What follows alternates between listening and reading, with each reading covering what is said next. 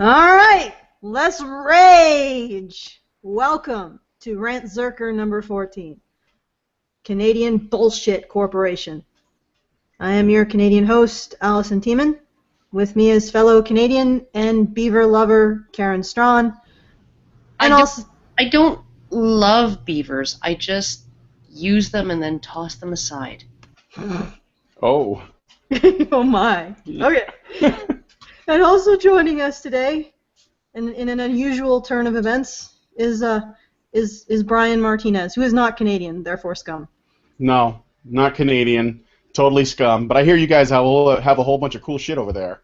Yes, So. a pun. Cool shit, right? Yes, snowflakes and other cold apparati. Ice, and ice fog. Ice fog is the best. Yeah. All right. So you get that thing queued up there, Karen, because we are going to be covering the CBC's recent discussion of the men's rights movement, in which they invited no actual men's rights activists to speak.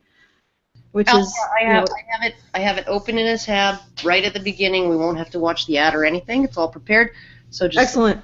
Let me know when you want me to screen share and Sure, but first, before we get into that, I want to run something by Karen and the audience. I'm actually thinking that it's what we could do, because we have a tier on the Patreon, www.patreon.com/honeybadgerradio, for the Rantzerker. And I was thinking, instead of doing the Rantzerker as such, we could do we could dive into Anita and other feminists' back catalog, but do it as sort of a homage to Bob and Doug McKenzie. So like a live, me and Karen sitting there with some beers, in my case maybe a cider, and just taking the piss out of these feminist media critics who have cropped up and have started to criticize media. And we could call it the Great White Rage, inning, or maybe just a Great White Rage. We could take apart those feminist hosers, eh? Yeah, hoser. Yeah, get out, and Anita, get off, get away, whatever, that kind of thing. Take off, hoser.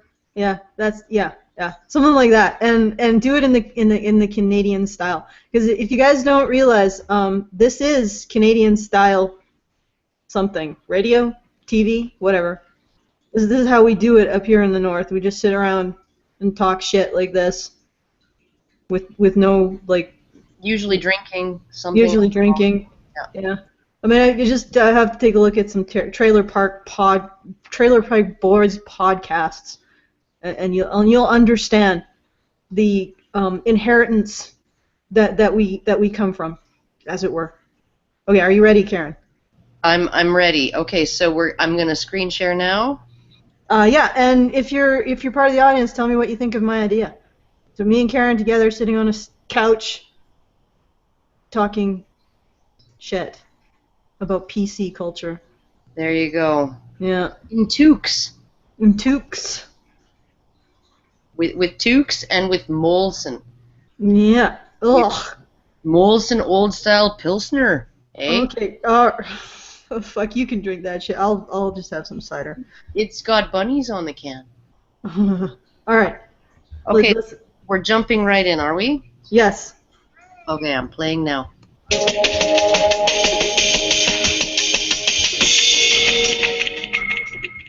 Time for our Sunday talk.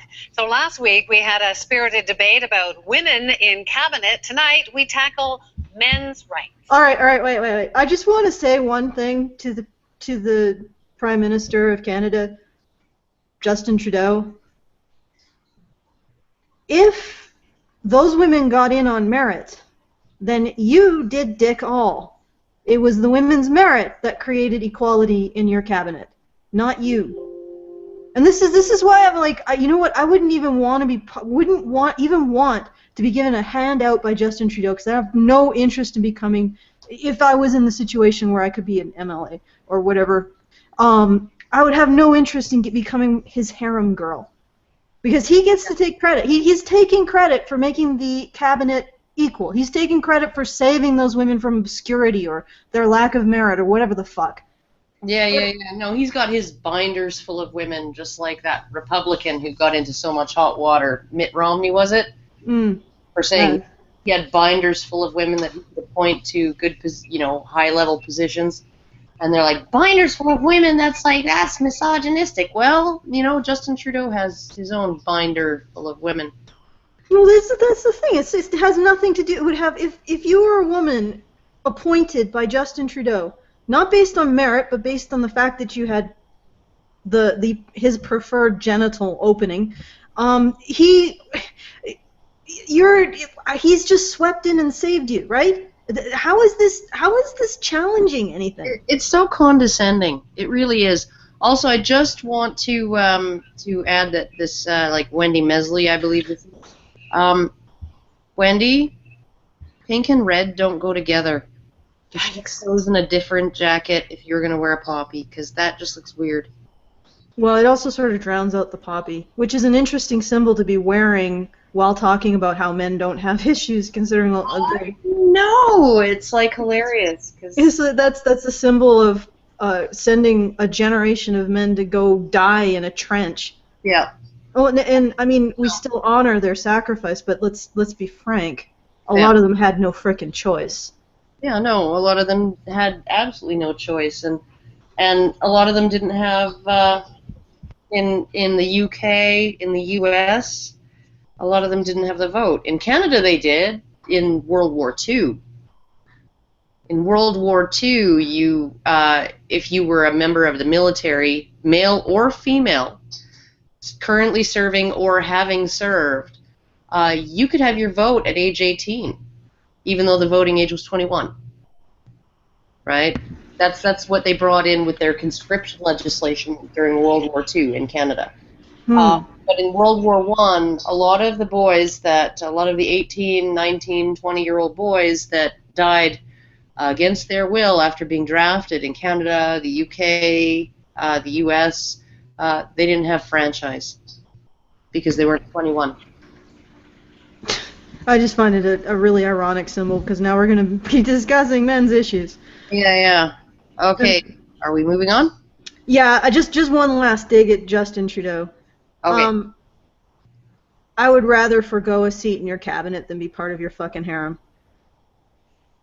Yeah, I would have a really hard time. He would really have to convince me, given his statement that he's going to have a gender-equal cabinet, if he actually asked me to be in his cabinet, he would really have to do some convincing that I would be there on merit. And I don't even understand. The only reason why I would maybe let him convince me of that is because I have merit. I don't even, how is this, he's playing the big silverback gorilla protecting all the women's. Yeah. Fuck. What? Okay, if they got there based on your merit, you had nothing, on their merit, you had nothing to do with it.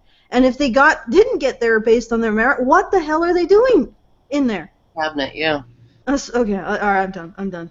All right. Out this week shows the rate of suicide is way up among men in their 50s, years when in the past that group was typically happier. And it's not just men of this age who are struggling. There's a move on university campuses to support younger men too, but it's controversial. Here's why. Okay, can we stop for a second? It's controversial, here's why. Okay, can we give... okay, just keep going.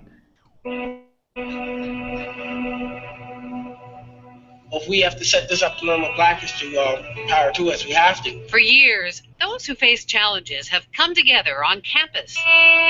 I know! Isn't it surprising? Form clubs and organizations based on self-expression and gender expression. Except masculinity, because masculinity is bad and wrong. The University of Toronto is a feminist community. Yes, it is. Oh my goodness, a feminist finally says something that's true.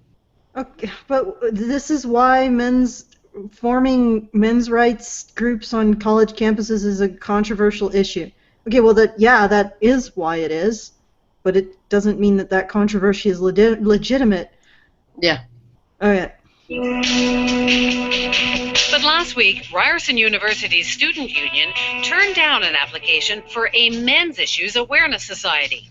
They already did that. They did that like a year and a half ago. They wrote it into their charter. They wrote it into their fucking charter at Ryerson University that any men's issues society that didn't center women's voices would not be allowed to have official status. So essentially, they just went and tried again and were denied again. This is old news. Well, and I don't even get, like, they acknowledge that there is, so the controversy is men can't have their own voice without women presiding over it, essentially. Yeah, exactly. Men aren't allowed to discuss their issues without female supervision. Well, that's ironic, considering that we're both female men's rights activists. Yeah, well, but... Yeah, but the thing is that we're actually willing to step back from this idea that women are the biggest victims in the whole fucking universe ever. Well, it's not just of everything.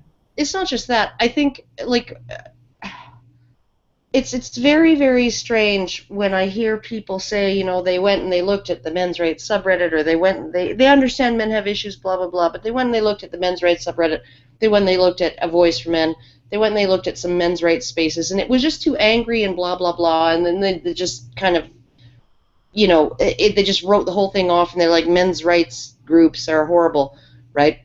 And it's like, isn't that a level of hubris to say that, okay, you can talk about your issues, but you can only talk about them in a way that I'm comfortable with?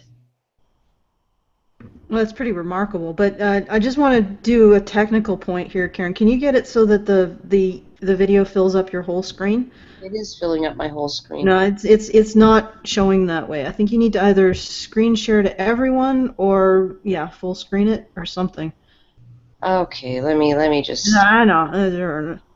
Well, I am screen sharing to everyone right now, right? Yeah, it's just showing up on the actual video as being potato boxed. Well, okay, how's that? Because I just did the... Oh, okay, let's see what happens here. It's I'm full screen right now, so... All right. Hey, Brian, maybe you have to select Karen. That might help. Yeah, I did, actually. Okay. So, let me see. Go to settings. And this is always fun. This is the inevitable technical issues with this particular broadcast. You're smoking, like normally, Doge? Well, yeah, I did this for Karen, so she wasn't the only one smoking. Oh, I want to see that. It's fucking funny. Yes, the smoking Doge. That's Yeah, this. So, let me see. I'm gonna try to just select her in the lower cam show thing. participants. Oh, maybe if I hide. No, maybe if I hide participants, it'll let you do it. No, it's not. It's just an issue. Like, we usually are able to do this. For some reason, sometimes it potato boxes, and I don't know why. Well, let me see. Oh, here we go. Present to everyone. Got it. All right. Did that work? I think I that don't know. should work. There's a delay, so we won't be able to tell for a bit. Let's go through the next 20 seconds. Okay. And it's not just Ryerson. There have been protests at the U of T. We're here to shut down an event that is promoting the patriarchy. At the university. Hold on a second. Okay, so they show that clip of U of T, and the only clip they show is that one guy saying, we're here to, like, shut down, like, the patriarchy, like, instead of the chick that was like, fucking scum, and it was spitting on cops, and, you know, just, like, shouting at some dude that was just trying to get by, and he was, you know, like, totally being, like, yelled at, and... Yeah, essentially verbally assaulting. Like, yeah. All of those... I actually like that they showed that clip, because that guy looks like a fucking moron. I'm sorry, but he does. He looks like a brain-damaged, drugged-out moron. And he's like, oh, yeah, we're, like, here to shut down an event that's patriarchy. It was almost like his next line was like, I don't know what that's about. I'm just here with my girlfriend. Yeah. This is what she wanted me to do it. Yeah. So, I mean, like, I'm perfectly fine with them choosing that particular clip, because it really doesn't do them any credit. It doesn't do the other side any credit. So there you go. All right. and queens. Are you so frightened of hearing an opinion different from your own? Men Like, this is actually a really sympathetic intro. It really Yeah, it is. Janice Fiamengo looks like the nicest person in the world. Yeah, Yeah, no, she's just this teeny tiny little woman. She's like really small. She's so petite, and just that this intro is actually quite sympathetic to men's issues, at least yeah, no, to this, props for that. right? Like it's even when it gets a little bit, because I just watched the intro and the introduction of the panelists. I haven't watched the rest of it yet. But even when it gets into sort of the more controversial stuff, right, the men's rights, Edmonton stuff, and all of that, it's still being, reasonably fair as an introductory montage. So it's just where they go with it that I have some reservations about it. I haven't seen it yet, but I've heard lots. So okay, moving on. That's a very cute little boy, by the way. I like the way he's kind of weaving back and forth, like he's just having fun. Men's rights groups say men need support too. In family law, where fathers get sole custody in only 7% of cases. And in education, where many boys are falling behind early on in school. All very legitimate stuff. Wow. Mm-hmm. He actually said the men's rights movement is concerned with these things. I'm impressed. The men's movement used to be more about support and self-esteem. I'll never be. Oh, this is the mythopoetic men's movement. So, support and self-esteem. Okay, so this guy. Understood. I don't feel listened to. I don't feel listened to. I don't feel understood.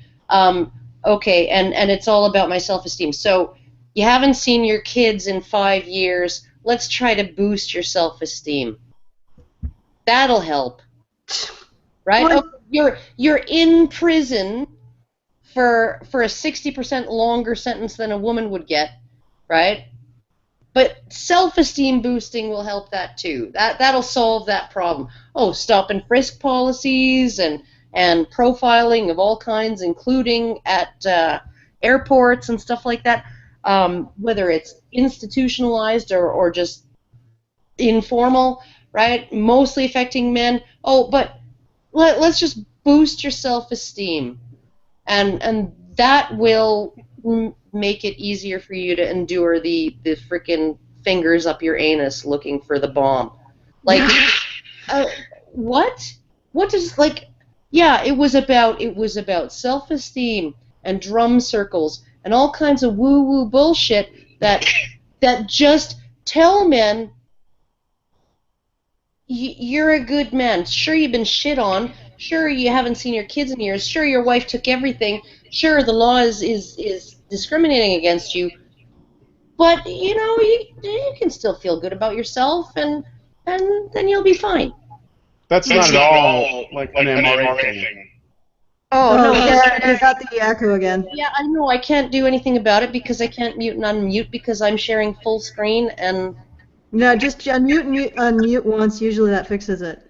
So, what I wanted to say is, it seems like this is a setup to say, you know what, men face all of these actual statistically verifiable discriminations, but it's their responsibility to feel good about it, which really ties into that idea that men can't actually talk about this stuff without getting angry or upset.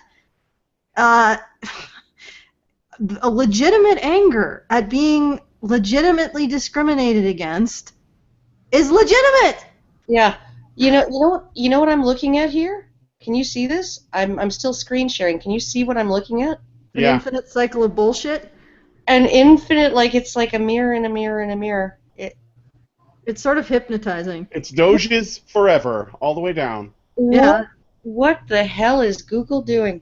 No, it's because you're screen sharing. Like, hold on here. You're screen sharing your Google. Just switch it over to the other. Okay. Yeah. I'm switching over. I'm switching back. But that was just really freaky. All right. So let's go away from the existential contemplation of infinity to the existential contemplation of this poetic bullshit. Yeah, All right.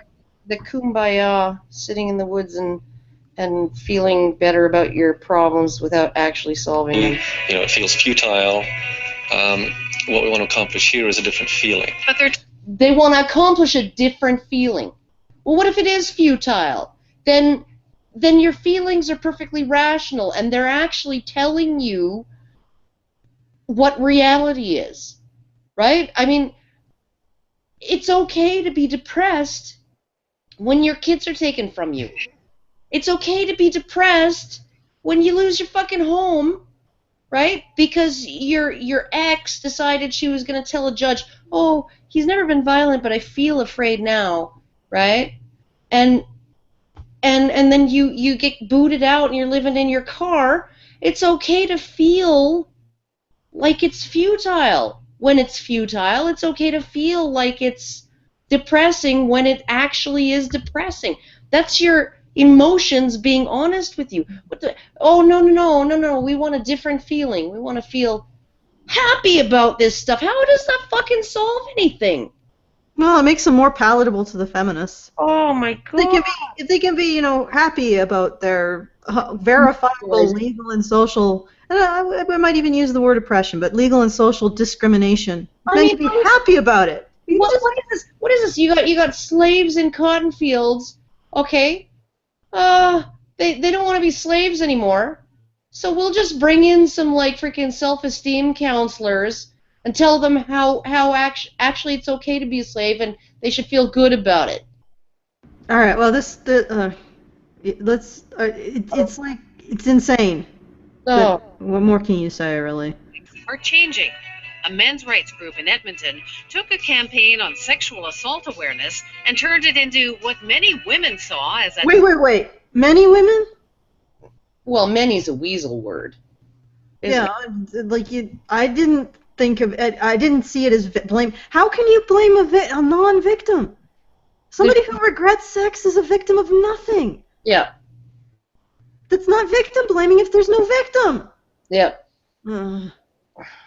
Bit of victim blaming. There is a double standard of holding men collectively responsible for the actions of a small subset of men. Okay, wait.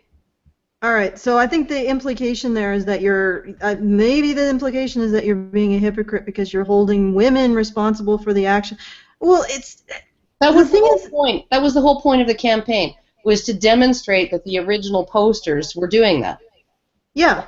And if you thought the response that we did, that you're saying, oh my God, you're saying all women do this, right? No, we're saying that was the main point. That was like, okay, so the original posters, don't be that guy. If you think that our don't be that girl posters, right, are saying that, implying that all women do this, all women make false accusations, right? Then what's the original poster campaign saying about men? Exactly. And why isn't anybody pissed off about that? Exactly. Like, and the other thing, it's like, that's not going to do anything about rape. No. It's not going to do a damn thing. Most normal, sober men don't find a drunk woman attractive, especially not one that's passed out drunk, because they're normal. Yeah. What, do you think that men get more attractive when they get plastered drunk? Nobody believes that. No. It's abnormal guys, and let's face it, and I'm going to say something really controversial. Rapists are retards. They go after people that nobody finds attractive for very good reason. Yeah. Because we don't eat things like, I don't know, cigarette butts or the wrappers of cupcakes. Yeah. Nobody finds drunk people attractive unless they're also drunk or a rapist. And rapists find them attractive because rapists are morons. They're retards. There's something fucking wrong with their brains. Yeah. I mean, a rapist is basically the person who would get a nice juicy cupcake, throw away the fucking cupcake and eat the wrapper. At that point, you gotta look at them. I mean, I know it's horrible what they do, but they're also so fucking dumb. Yeah. It's like it's horrible what they do, but at the same time, it's like, why are you doing that? Yeah. I mean, from the normal human being can't stand rejection. And rejection is the most horrible feeling in the world. And yet a rapist goes out and seeks it and marinades in it. It's like some idiot eating goddamn, I don't know, like ash from cigarettes. You're marinating in something that everybody else is like, no, I don't want any part in it. Because there's something wrong with you. You're dumb. And yes, I'm not minimizing what rapists do in terms of damage, but let's face it, they're idiots. Yeah, and they're fucked up. They're sewer-sucking morons. Yeah. Even dogs don't eat cupcake wrappers and cigarette butts. My dog would eat cupcake wrappers. My dog would spit them back out after she got like all the cupcake, all the good stuff. All of the good stuff off of it. Yeah. Yeah. It'd be like chewing gum. Yeah, there you go. All right, moving on. I'm joined now by our panelists. Sachi Cole is a senior. Why does she get introduced first? Because she's the woman and she works at BuzzFeed, and we need to know BuzzFeed is awesome. Oh, BuzzFeed is so fucking awful. I can't even stand it. Like they're the pinnacle of journalism. Yeah, they're totally the leader in journalism, and they know they're the perfect people to speak on the specific topic of men's rights. Is a BuzzFeed feminist. Yeah. Why do they all now? Okay, so ignore please because I'm an American. So if we're not wearing buttons that have the American flag, eagles, AK-47s, or hot dogs or baseballs, I don't know what that means. So why do they all have the poppy? Yeah, the poppy. Oh, it's essentially there was a poem written by a Canadian man called In Flanders Fields. He fought in World War I, and he was visiting one of those mass grave sites, with all the white crosses, unmarked, essentially, of soldiers. And he wrote, and there were poppies growing across the cemetery. And so he wrote a poem called In Flanders Fields. In Flanders Fields, the poppies grow among the crosses, row on row, right? Mm-hmm. And so when I forget when, I don't know how long ago it was, that the poppy was adopted as a symbol of our Remembrance Day. You guys have Veterans Day and Memorial Day. You have two holidays, one for living veterans and one for the war dead. Right? We just have one day. It's Remembrance Day. It's tomorrow, and November 11th every year. And so our Canadian Legions, which is our military veterans have their legions. They essentially they give out poppies in return for donations, voluntary donations, and everybody wears poppies. So they're about to shit on men right now while wearing the poppy. Yes. Okay. Yeah, we mentioned the irony of this, and I wanted to address some stuff. Sorry, go ahead, Brian. No, that's it. I was just. Yeah, they're essentially about to shit on men while wearing a symbol that includes a social custom in which we send men to die to protect our societies without their choice, without giving them a choice in the matter. So it's a symbol of the ultimate violation of personal autonomy visited on men. I mean, it's also honoring their sacrifice, but it is a symbol of that sacrifice as well. And let's not beat around the bush. In many cases, that sacrifice was involuntary. Yep. Look at that smug expression. That's I know. Perfect. Yeah, no, she looks like first ballot Hall of Fame whore. Yeah, but cat that ate the canary. Yeah, but she's that smug expression on the face while wearing a symbol of how men were in exchange for their citizenship rights have to essentially become slaves of the state. Mm-hmm. I mean, and give up all of their personal autonomy.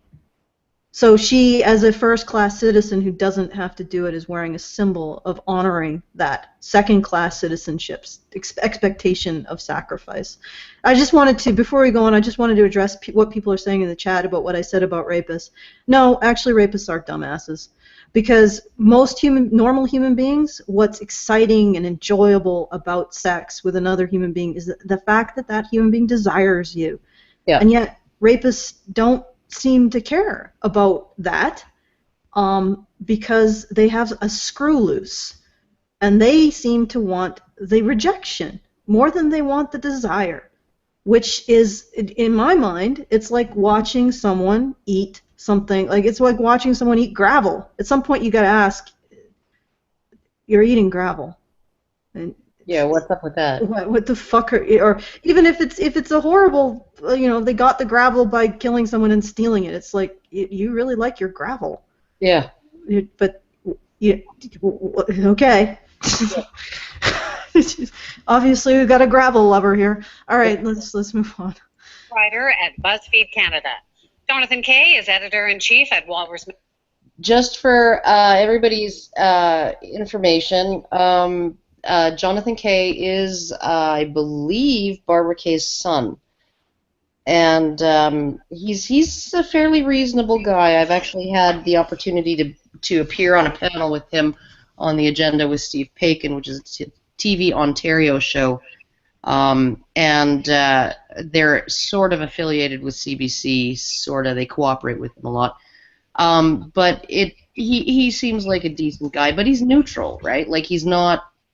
He is very sympathetic to certain feminist causes, and he's sort of buys into the whole idea of male privilege and white privilege and things like that. But on the other hand, he actually has an ability to look at certain problems that men have and actually take them seriously. So he's not an MRA. He's just a neutral. He's just a regular guy. What do you know? What Walrus? He says he writes for Walrus magazine. Do you know what Walrus magazine is? I believe it's a conservative magazine, but it wouldn't be conservative probably by American standards, because nothing in Canada is conservative. Right. What we call conservative is more centrist. So. Okay, so yeah, so he basically represents the Canadian conservative perspective. Yeah. Okay. Magazine, and a familiar face, former CBC panelist, lawyer Adam Goldenberg is with us tonight. Welcome back, Adam. Right.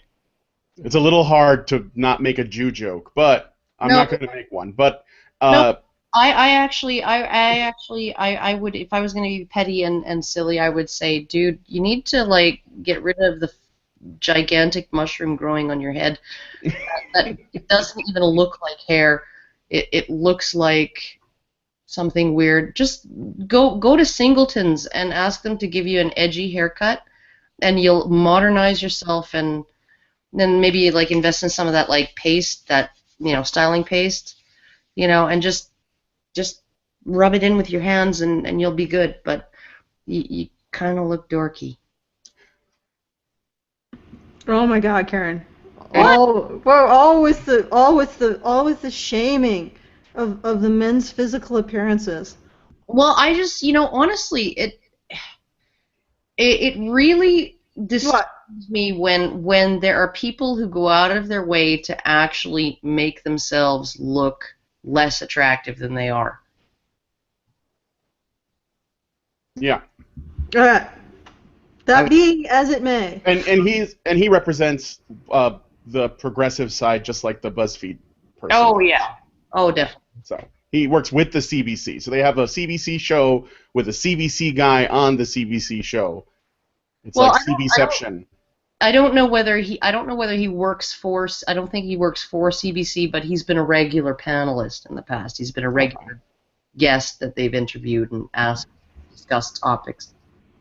So, just like Jordan Peterson is a regular panelist, very, very, you find him lots on the Agenda with Steve Paikin because he's there in Toronto, and he is knowledgeable on a number of issues, and so they bring him on as a guest quite a bit. So there. All right. Okay, here's the obvious question: why no men's rights activist? Yeah, well, because that would be ridiculous. Scary. Yeah, well, we're so fucking scared. Well, I know Karen. They're scary. I Karen mean, like, they are scary. Woman. They're like, yeah, literally ISIS. Yeah. Oh, or something. Just like Gamergate. Yep. Yep. And anybody kids listening to this, we're literally ISIS, except you don't actually have to do anything horrible. Mm-hmm. So you can have that sort of, I don't know, sexy countercultural cachet, but you don't actually have to behead people, rape people, murder people, or even be mean to people. You just have to care about journalistic ethics. Yeah, and you have to care about like freedom of expression and artistic freedom and Yeah. That, right? And Can't have that. if those don't appeal, then you can also care about, men who suffer from suicide or don't have services, domestic violence or rape or other things like that. I mean, there's a wide variety of horrible crimes that are apparently equivalent to terrorism in the mind of the press. The opinions of MRAs are not unlike rape and the Holocaust put together and multiplied. Yeah, but exponentially. So you can get that bad boy cachet, that you can get that dark side sizzle, but you don't actually have to believe anything particularly awful. Yeah, or do anything awful. It's great. Yeah, it's great. Come to the dark side. Come over. We have cookies. We have cookies. All right. So you're also here as a student, because I think you were a student like for 25 years? Yeah, finally finished. So a career student. That's great. 25 years, huh? I think you even beat me. That's... I don't know, like that... Yeah, it's a bit of self-deprecating humor there, folks. Yeah, I think so, but on the other hand, that means that he's only been out in the real... He just finished. So he's only been out in the real world for, like, a teeny tiny little bit of time. Well, but you know what? You can actually be in the real world as a student as long as you actually do make the effort to research the real world or the topic that you're going to discuss, which I don't think he has. Let's not insult him for his life choices necessarily. Let's insult him for the fact that he's sitting on this panel and probably has not researched a damn word of the topic he's about to discuss with some sort of faux authority. Okay. But you know what? I could be surprised. Yeah, no, I just have to mention once again that the pink and the red really clash. The pink and the red poppy. Like, was there no person there who was like, oh, change to like a gray tie or a red striped tie or something, right? Well, when Adam's mom dressed him that morning, I guess she didn't, maybe she was colorblind, but he couldn't quite say no. So. Yeah. I don't know. It's just weird because you would think that there would be somebody on staff at the CBC who would essentially say that these two colors really don't complement each other when set one on top of the other side by side, right? Okay, Karen? What? I'm just being nitpicky, I'm sorry. This is incidental. Everybody's going to be like, oh my god, Alison, you're so horrible to Karen, but fuck it. I mean, Jesus, it's just colors. You're being such a freaking hen. Let's move on. Yeah, okay, but I'm a girl in some ways, so... Yeah, be less of one. Let's get through this shit. I mean, we haven't got to the goddamn debate, whatever this crap is. All right. So I'm going to start with the guys tonight on the guys' issues. What do you think about this on-campus men's groups? Should they be allowed? Should they be encouraged? Well, look, I think the left has largely won the culture war on campuses. Now it's just a question of whether the right can have some sort of dignified fighting retreat. Oh, what? Okay, yeah. What the fuck? Okay, this is where this panel goes completely to the realm of bullshit. What? How did we get to the fucking right? This is not relevant to men's rights issues. This guy's now going to say, well, we're the... Oh, fuck it. No! I mean, this is... Okay, he's not a neutral, Karen. He's on the right. That doesn't make him neutral. Just give him some time, because he's really not that bad. But he's framing the debate completely wrong. Okay, but when you got kicked out of Calgary Expo, when we got kicked out of Calgary Expo, who wrote about it sympathetically? Yes, I know the right did, but the question is, did they write about it sympathetically because they actually have sympathy, or because they get to show up the left? I think part of the reason why they did it, because I was interviewed on right-wing talk radio over the Don't Be That Girl stuff. Like, when the Don't Be That Girl stuff came on, like, there were lots of requests for interviews. And I was interviewed by a right-wing talk show host on, I forget what fucking radio station it was. It was a local radio, Calgary. And he disagreed with me about everything except that I should have the right to say what I feel, that I should have the right to speak. Fair enough, but here's the thing. He's not an expert on this issue. He's not. No, he's not. And he's making it into, like, it's like saying, well, do you think elephants should be free to roam the African savanna? And he says, well, giraffes are currently, it's not necessarily that he's wrong or he's bad or he's trying to co-opt something. It's that he's suddenly turned this into a completely different issue. And that isn't fair.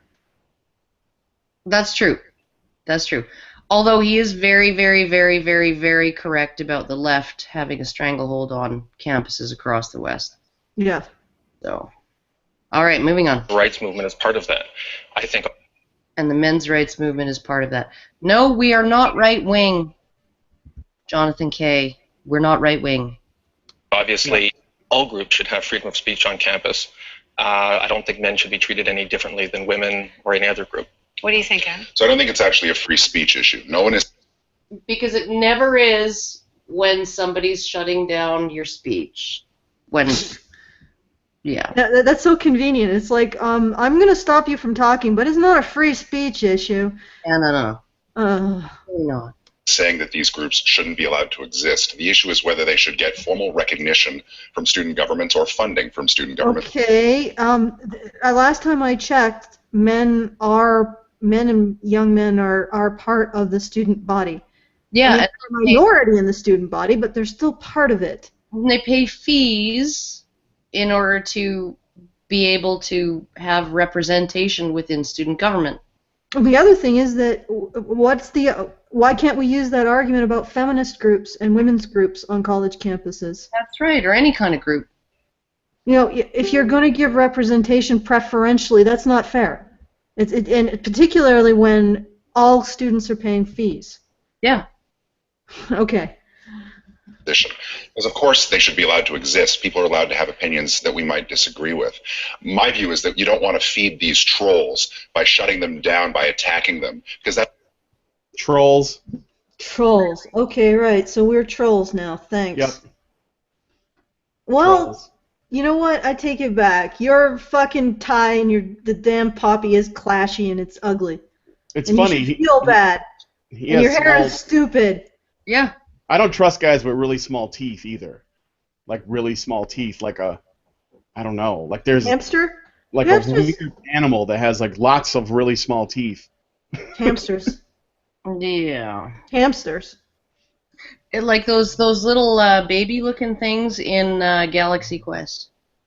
Oh yeah. Yeah, those are creepy. All right. Well, we're okay. Yes, I guess we've just been trolling you, but we totally were trolling him. Well, that's you're just blanket dismissed. Everybody involved in this movement is trolls. Yeah. And you even though they started out this whole thing with identifying problems that men face. And the fact that the men's rights movement is trying to address them. Right. So we went from actually addressing legitimate problems to just all being trolls. Mm-hmm. Okay. That's exactly the kind of attention that they want. I don't even. No, actually the kind of attention we want is awareness of the issues that men face. We want people to, for example, the shared custody bill that just got axed, even though it had wide popular support last year. Yeah. We actually want things like that to go through and not get torpedoed by certain special interest groups. We want the fact that men suffer suicide. A man is 20 times more likely to blow his own brains out than ever turn violence on anyone else. But guess which type of violence we actually see in the media constantly? Yeah. Constantly. Even though suicide is taking like 20 times the number of victims as murder. We don't care! And we don't show this. And the funny thing is if we actually address suicidal ideation in men, a lot of those murders are murder-suicides. Well, guess what? They wouldn't happen either. Yep. And this is the stuff we want addressed. We want to address the fact that even if you allow the feminist statistics that men are only, 10% of domestic violence victims, they still don't have 10% of the fucking resources. Okay, I have a question. If I was sitting in that room on that panel, do you think he would be talking this way? You're a troll, Karen. You're a troll, Allison. You're a troll, and we shouldn't give them attention because they just want attention. Blah blah blah, and blah blah blah blah blah. Right. Well, that's the thing. Like, there isn't a men's rights activist there. There isn't one of us there. Either me or you there. Or Dean Esme, or Justin Trottier, or anyone. They probably want a Canadian. So. There's no one from Cafe there. There's Theron isn't there. Yeah, no. Theron. Not even Lauren Southern. I don't know if she identifies as a men's rights activist, but she's not there. Yeah, no. I like Theron would be ideal actually to put, because she's so calm and she's so she really considers her words before she speaks them, and then there's the fact that she's transgendered, right?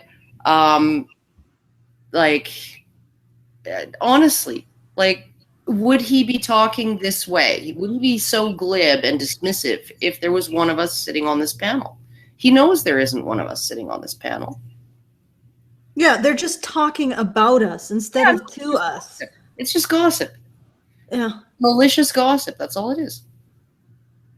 Wait a second. So they're trolls? Yeah. How did they become so I'm a troll? Well, I don't know. I don't know if these are your views or not. Well, it's a men's issues group. How's that? Okay, all right. Well, at least he challenged them on that. Yeah, no, I told you, Jonathan Kay he's a decent guy, right? Yeah, and I like this look on his face. Like, what the fuck? Yeah. Yeah, and yes, Mr. Smug with the pink tie. Yeah. It's but we've lost our Doge, which means that this is rudderless. I think he can come back in. I hope so. But we're okay. We're able to. We're able to continue. We're just not able to stop. Oh, all right. Yeah. So let's continue. About men's issues, and we'll come to this, I'm sure. But I think what oftentimes these. Oh, and we'll come to this, I'm sure. Is about men's issues, and we'll come to this, I'm sure. We'll eventually come to the actual issues, but. Okay, but first let me badmouth the people who are actually trying to discuss men's issues in the mainstream. Let me first poison the well. I'm going to first poison the well so that nobody talking about men's issues will be taken seriously, and then we can discuss men's issues. I guarantee you that's what he's going to do right now. Groups care about is exposing the culture of progressive thinking that doesn't tolerate conservatism on campuses. They have a what? The fuck are you on? Crack? Yeah, have you ever listened to any of us? Now, again, I'm going to point out, bad or good, Karen is the most popular men's rights activist. Period. I think I'm gonna write Wendy Mesley.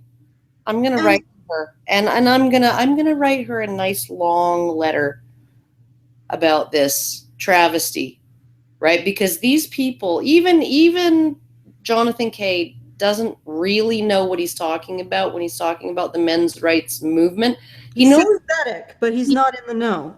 Yeah, he knows what he's talking about when it comes to like certain men's issues being real, right? But he doesn't know as much about the movement itself and the people involved in the movement as he thinks he does. And this guy, right, is just absolutely batshit retarded. But what I was going to say is that right now on this, like, judging from the statistics on YouTube, Honey Badger Radio is the most popular YouTube group of MRAs, self-identified MRAs. You are the most popular MRA on YouTube. Yeah. This, in a lot of ways, that there's probably a reason for that. I don't know. I don't want to go too far on a limb on these issues, but why don't you listen to us and what we have to say? Instead of saying that we are, back up again because I completely forgot what he said. I think the what the fuck. Conservative, progressive. We'll come to this, I'm sure, but I think what oftentimes these groups care about is exposing the culture of progressive thinking that doesn't tolerate. You're not progressive. Yeah, maybe exposing that culture is part of the point because that culture is what's standing in the way of allowing men's issues to be listened to and addressed. Yeah. Maybe that's why it has to be exposed. I mean, not that Not that it is progressive, because like Allison says, it's not. But let me just get in here. You're not progressive. Progressive would be recognizing men's vulnerabilities because no one's ever done it before.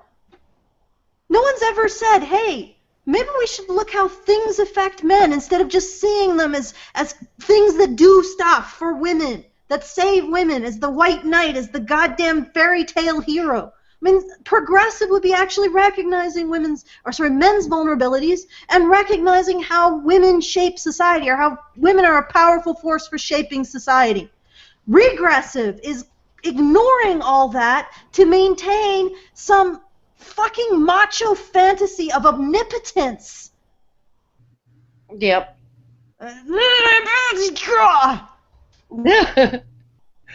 Okay, moving on. They have a point How's to that prove. a bad? Yeah, we have a point to prove. I have a point to prove here.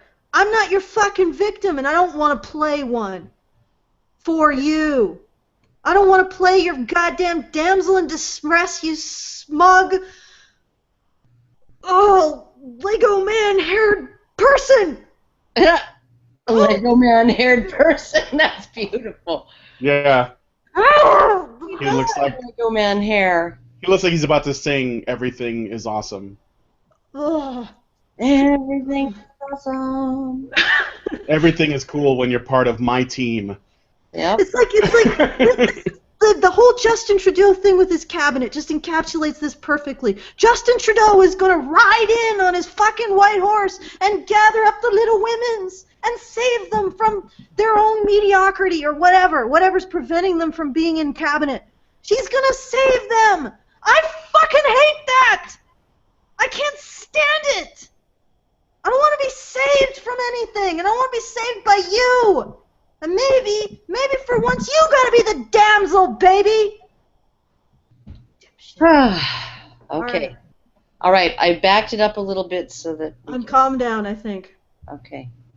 Thinking that doesn't tolerate conservatism on campuses. They have a point How's to that prove. a bad thing? Well, because it's not the point that the group claims to purport. Well, Okay, yeah, no, but I agree. I agree with this guy. It's not the point of view that the group claims to purport.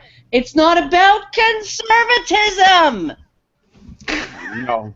If it was about the funny thing is that it seems like what we're dealing with in the real political spectrum, if you just brush off all of the bullshit that everybody's spouting, is we're dealing with, okay, let's say liberals and conservatives, but let's name them what they actually are. Conservatives are cautious progressives, and liberals are regressive Cro-Magnon, fucking wandering around grunting at each other with their damn clubs. You guys are the most regressive, and it's like the Ministry of Truth or the Ministry of Peace. You guys are the exact opposite of what you say you are. You are regressive. And you adopt the trappings of progressivism in order to maintain an ever more fundamentalist, regressive bullshit gender dichotomy.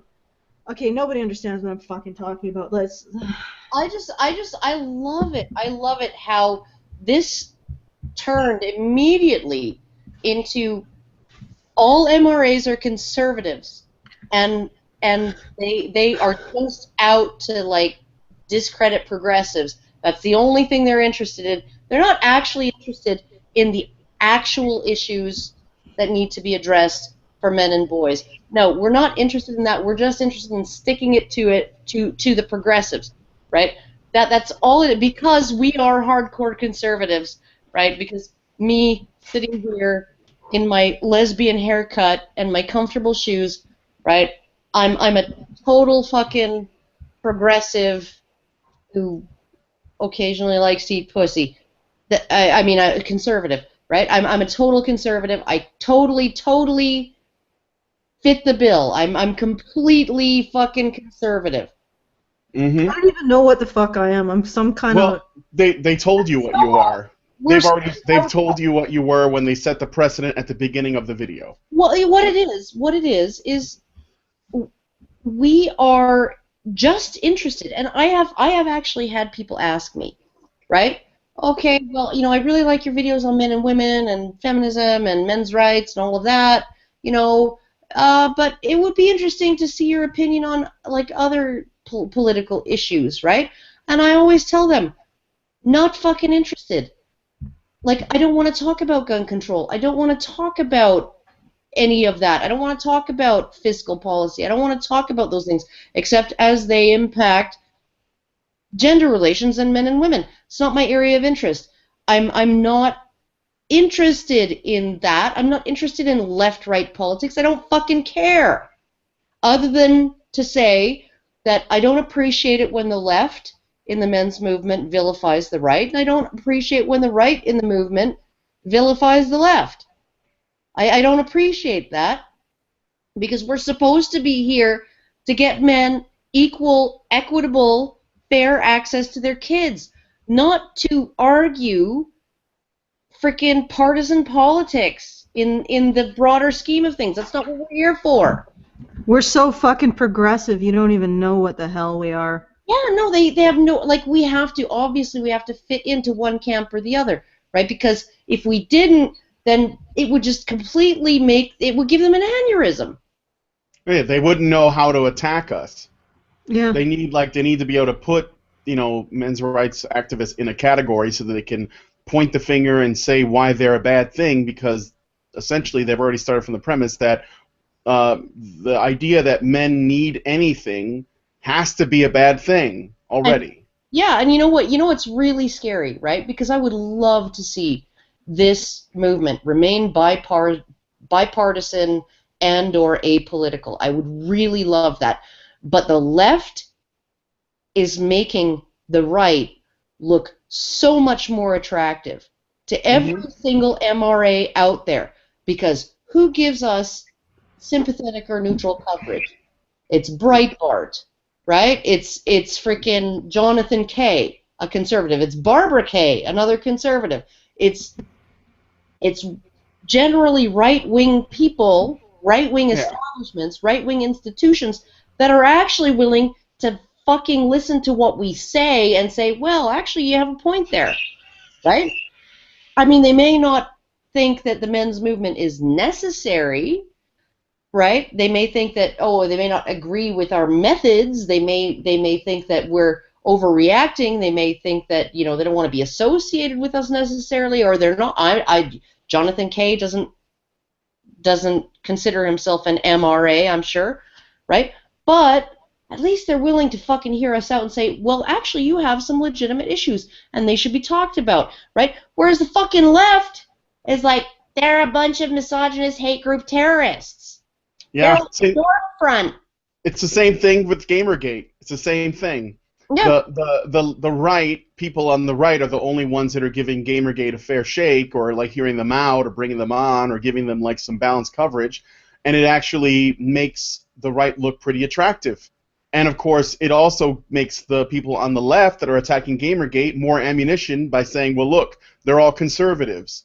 I mean, it's even like we've seen feminists on YouTube say that MRAs are all conservatives, and they also lump in people who aren't MRAs that are YouTubers and make them into MRAs and then also conservatives, like Sargon and Teal Deer and some of these other guys. Yeah. And they think, and then that's their argument. Like, that's the argument. You're a conservative, therefore, and I'm done. Like, mic drop.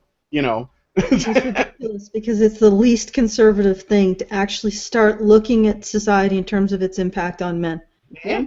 Not in terms of how men serve society or create society or help women, but actually look at society and say, hey, well, look at all of these marginalized men on the bottom of the ziggurat. Maybe we should start caring about them, or at least doing some, or at least being reasonable in our interventions. I don't know. It's like literally they're taking Yertle and Mac, right? And they're saying Mac is the exact same as Yertle. I don't understand the reference. Yertle the Turtle, Dr. Seuss. Oh, okay, all right. Okay, let's... Mac was the little guy at the bottom of the stack, right? And Yertle is the guy at the top, and they're saying, oh, yeah, no, there's a complete equivalency there, right?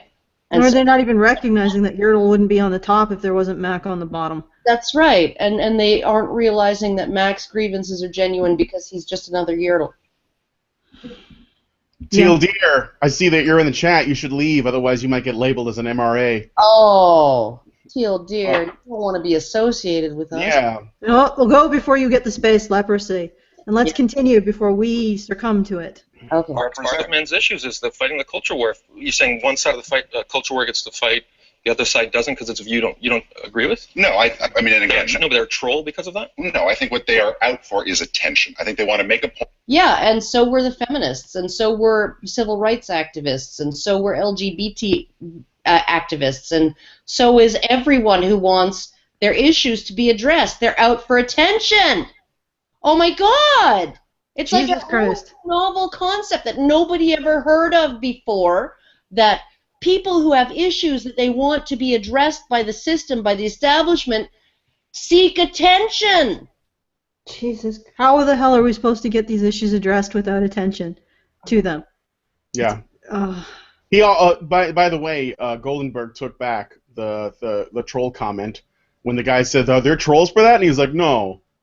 Okay, No, it's I not don't think that. that's legit. I think it's just another case of where I've seen over and over again, now that I've been more exposed to feminists on YouTube, is that they say something and then they immediately backpedal, and they won't actually stand by their assertions. Yeah. So that to me is even worse. But let's it's like they want to have all the benefit of asserting something without having to actually stand by it, Yeah. live and die by it. Okay. Point about the campus environment, and I don't Lots want them to make that lots point. of groups are seeking attention. Why is that a bad thing? Well, I think that there's a difference between seeking attention for the sake of seeking attention and seeking attention. Oh, so we're attention whores now. Excellent. Okay, seeking attention for the sake of seeking attention. If we have legitimate issues that we're trying to bring attention to, why would that getting attention for them? I don't know what the hell. Can I also point out that he's saying that seeking attention for the sake of seeking attention, as though it's a bad thing, while he's sharing a panel with a fucking woman that represents a website that makes videos called Things Only Short Girls Would Understand, and Things That Only Chicks with Red Hair Get, and other BuzzFeed fucking bullshit clickbait articles. Yeah. And yet, Yeah. I think we're seeing. only skinny dudes get. I think that we're seeing some projection here. Yeah. All right. Because you have a point of view that actually How do matters. you I know got to what they bring want? Sachi in here, and then we'll open this up again. What do you think Speaking about of point of view that matters. Hmm? Speaking of a point of view that actually matters, let's bring in the feminist from BuzzFeed. Men's issues. That's men's issues. So the feminist woman from BuzzFeed is obviously the resident expert on men's issues. She's probably going to tell us why we don't have to care. I'm guessing. And why it's all men's fault. Yep. Men's own fault. Part of the reason for them being turned down at Ryerson was that they would make women nervous. Yeah, it would make me nervous. If I'm a woman that goes to a university and there's a men's rights group that's right next door, of course that would make me nervous. I do. Why? Oh my God! Do you remember in World War II? If I was a white student going to university and there was a black rights group right next door, that would make me nervous. Yeah. If I was a German student going to school and there was a Jewish support group right next door, that would make me nervous. But it's hilarious because her nervousness is now grounds for what?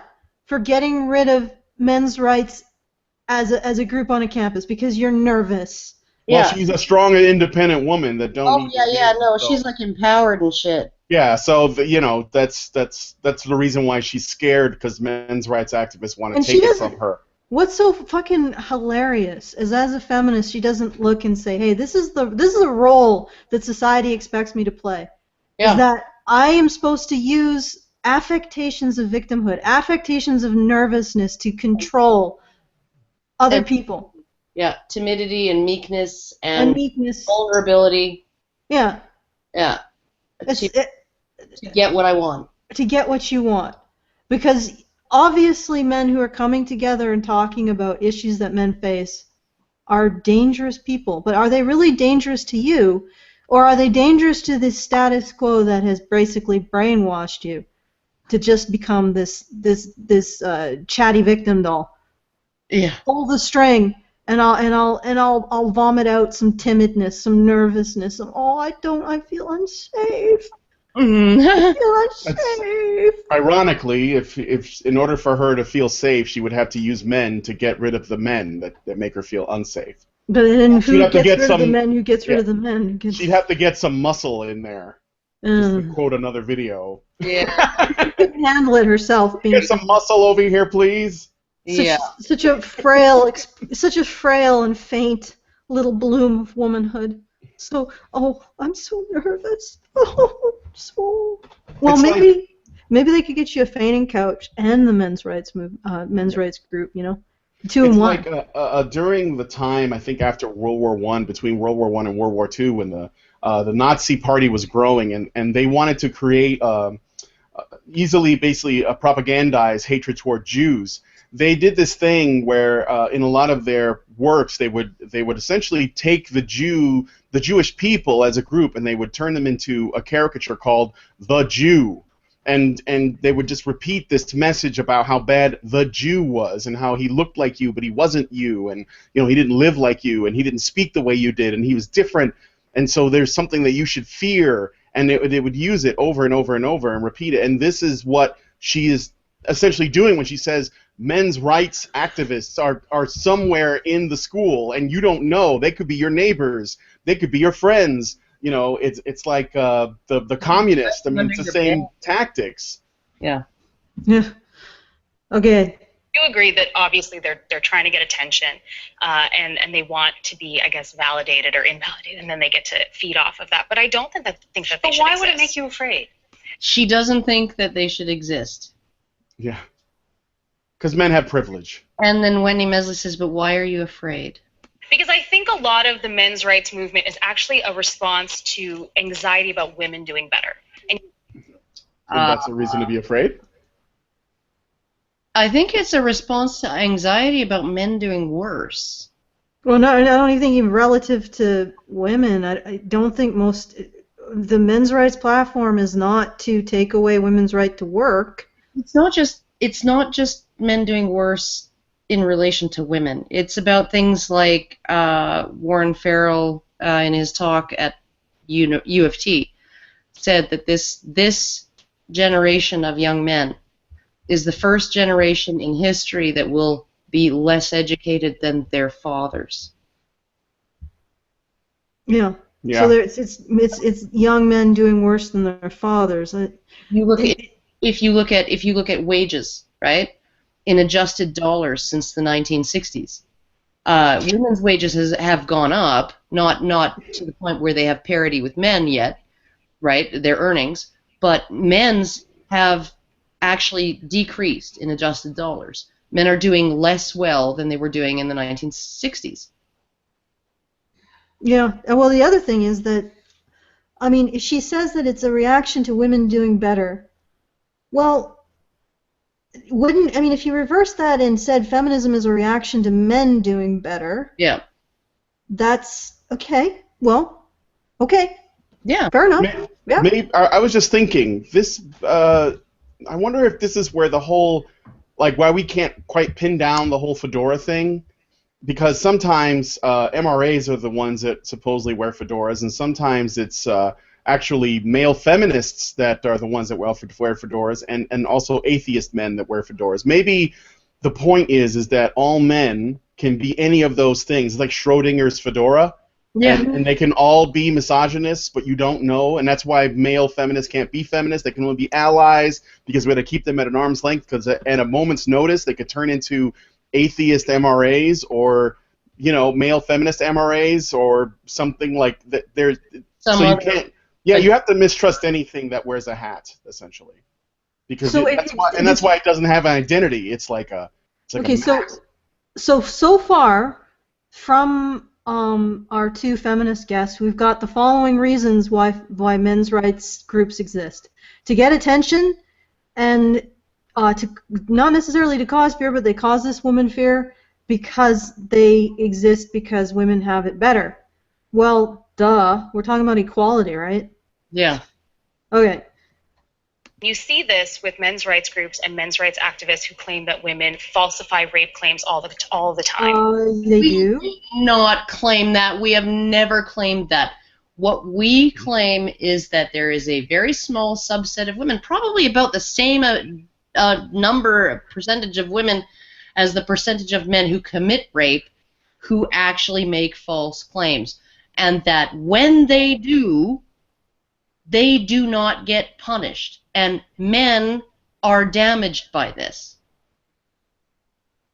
And that damage, that the primary victim of a false rape claim is not all of the real women victims of rape who will not be believed now. No, the primary victim is the man who gets to have all kinds of invasive freaking examinations and samples taken from his body, who may have pictures taken of his erect penis, who get to sit in jail, who freaking sit there with their lives fucking going down the tubes while their name and photo is plastered all over the freaking news, right? And then, oh, it was nothing. There was CCTV footage of and it was totally not like what she said, but we're just going to recommend mandatory counseling for her, if that. We're not going to charge her with a crime because, that would discourage real victims from coming forward. Like the guy in this case is not somehow he's not a real victim of anything. If false rape accusations happen to women, this woman would care and consider them a big problem. Particularly since if it was credible for men to charge women with false rape accusations, men would use that as a weapon to extort compliance out of women, sexual compliance out of women, just like women do to men. Yep. So rapists are using false rape accusations as ways to rape, as methods to inflict rape, as weapons to inflict rape on their victims. So there's no false rape accusations versus rape victims because they're often one and the same.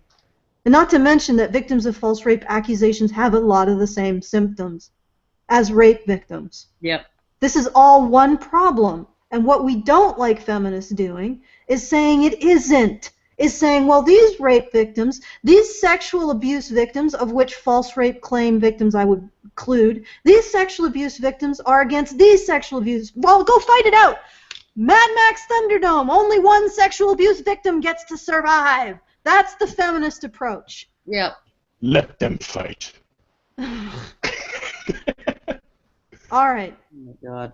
Let them fight. And I'm sure she's talking too about the poster campaign, the Don't Be That Girl campaign, which was, yes, it did bring some attention to false rape accusations, but it was primarily there to show the hypocrisy involved in allowing a poster campaign implying that all men are rapists, right? And then when we do the exact same treatment regarding women and false rape accusations, right, everybody says, you're implying that all women do this. No.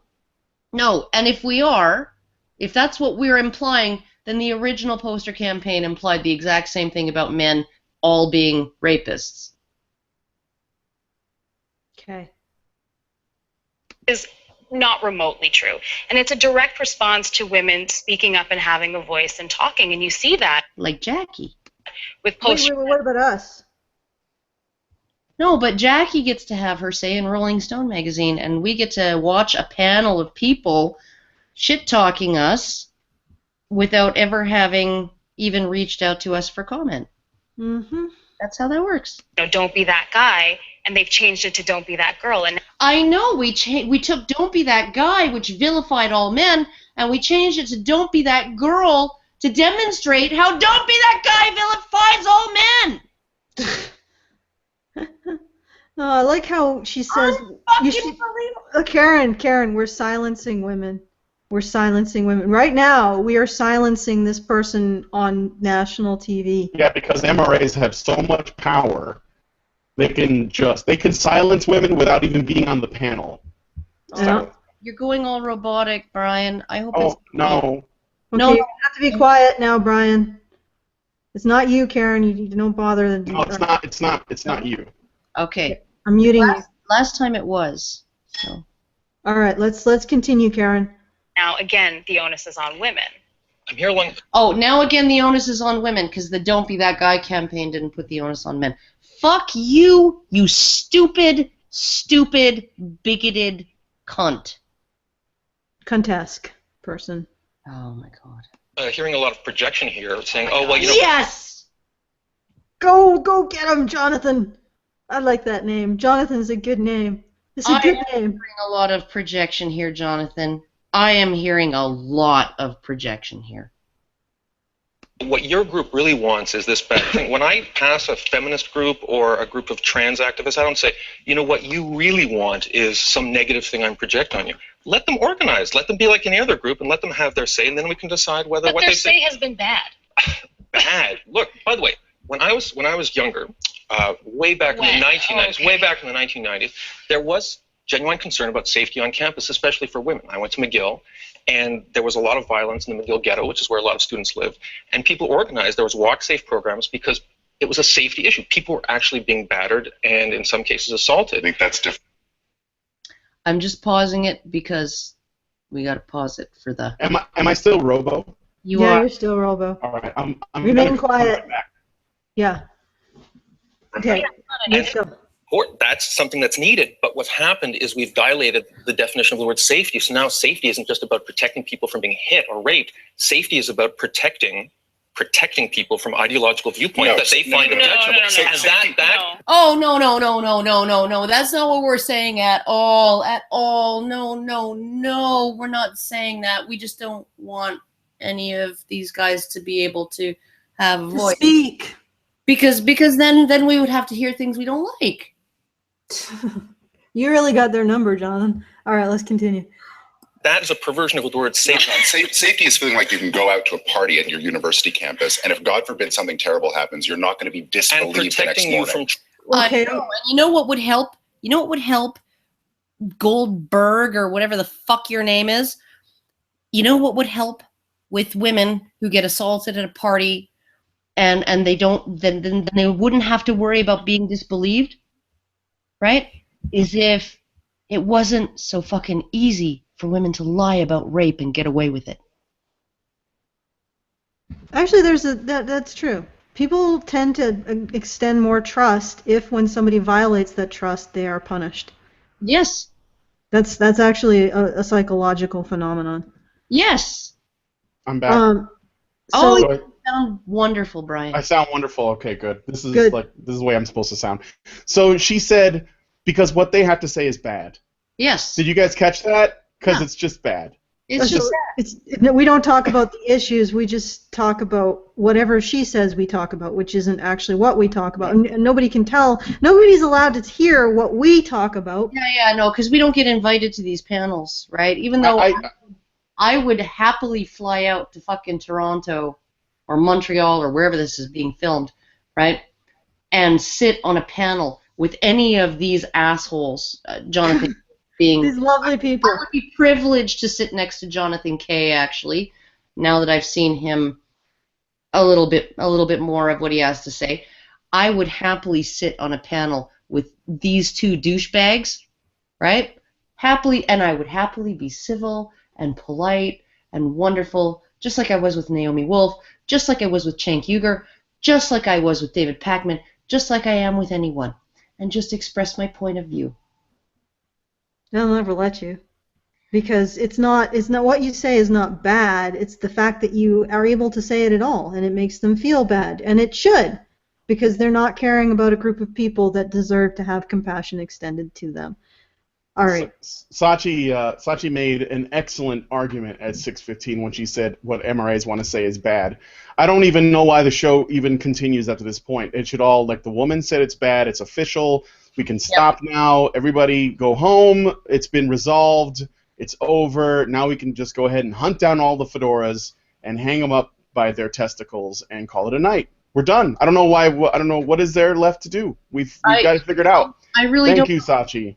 Yeah, no, Sachi is she's definitive in her condemnation of everything MRAs say as being bad, and therefore we're all bad people, and yeah, bad things happen to us. That was a well-crafted argument that only someone who works at the journalistic titan known as BuzzFeed could have possibly delivered.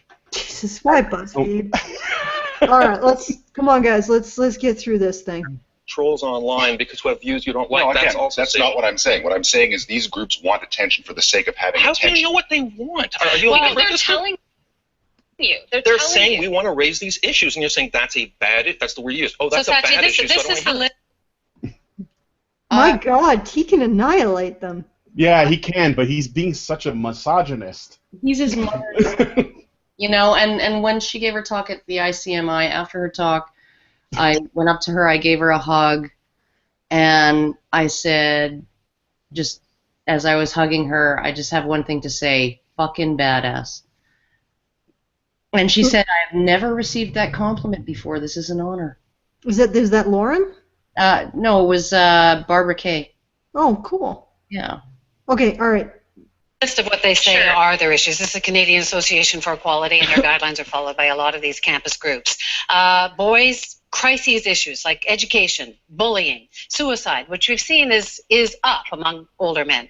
Men's health issues, family law, custody is an issue, probably not when you're 20, but later. Legal biases against men, and social media misandry. Actually, I want to address something that she said.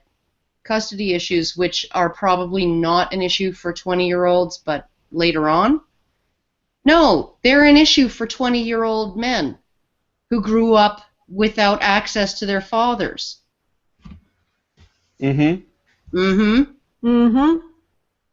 Moving. As we know, they're just trying to get attention for these issues, which is a bad thing. And by the way, on campus, it is complete. I know. And then she laughs. She laughs at the list of issues. Boys are flunking out of school. Men are committing suicide. Fathers don't have access to their children, and children don't have access to their fathers, right? Oh, it's all just laughable. It's just like this. Oh, another 20 guys committed suicide today. Plus, they just want to get attention for all of these problems that men face. Right. But and she didn't mention circumcision. She didn't mention homelessness. She didn't mention the workplace deaths. I don't think. I didn't catch that. Yeah, she left all those things out. Criminal sentencing disparities, the gender in the criminal justice system. She didn't mention any of those. She just mentioned the ones that are like they generally have mainstream support. The mainstream, like 90% of people, like 80% of people supported the shared parenting bill that got struck down in Canada, right? And it's men and women, right? Of course, people are willing to get behind something like that. They're willing to say men committing suicide at these incredibly high rates must be indicating a problem, right? They're willing to actually concede that these are real, genuine issues, custody issues, right? That men don't get to see their kids. Every frickin' paternal grandmother out there, when her son his access is cut off to the children, her access is cut off too, right? The entire extended family suffers, right, from not being able to have a relationship with that child, and the child suffers for not being able to have a relationship with that extended family. So these are all things that people can, like mainstream, normal, everyday people have experienced. Everybody knows a man who committed suicide. Everybody knows a man who was cut off from his kids unjustly. Everybody fucking knows, a kid who's doing poorly in school, a boy, right? Everybody knows all of this, right? These are not controversial issues. That's why she's bringing them up, right? And this bitch is laughing at them. Well, she's also laughing at the majority of people who believe that these issues are important and necessary to address. And you know what, friend, you're the reason. And interestingly enough, I recently saw it was a poll of Reddit. So take that for what it was. But when I was looking at the numbers of men and women supporting feminism versus men and women supporting men's rights, I noticed something really interesting. more women support men's rights proportionately than men support feminism. And feminism actually has less support than men's rights. And this makes sense in the context of these issues that are non-controversial to the public. They're only controversial to our social betters who want to laugh at us for the things we care about and the people that we care about. The people who stand on high on their pedestals in media and spit down at us. Yeah. It's only controversial for them. It's not controversial for the normal people of the world who know, like you said, a boy or man who commits suicide, who know a father who doesn't see their kids, or knows a man who's paying unbelievably way too much in child support to the point where he can't actually afford the kids that he has with his new wife. Everybody knows these men. Yeah. Everybody knows these marginalized men, these men who are dealing with discrimination. Everybody knows a man who's been abused, and they don't know what the hell they can do to help him because they know if he calls the police, he's more likely to be arrested than his abuser. Everybody knows that, and a lot of people now, more and more people are knowing raped men and boys who they also can't help because there are no services for them, because laughing elitists like this women, they're not just laughing at us, me and Karen and Brian as men's rights activists, they're also laughing at all the normal people who are hurting for their brothers and their fathers and their male friends and their sons and their uncles and all of the men in their life. This woman is laughing at you too. Yeah.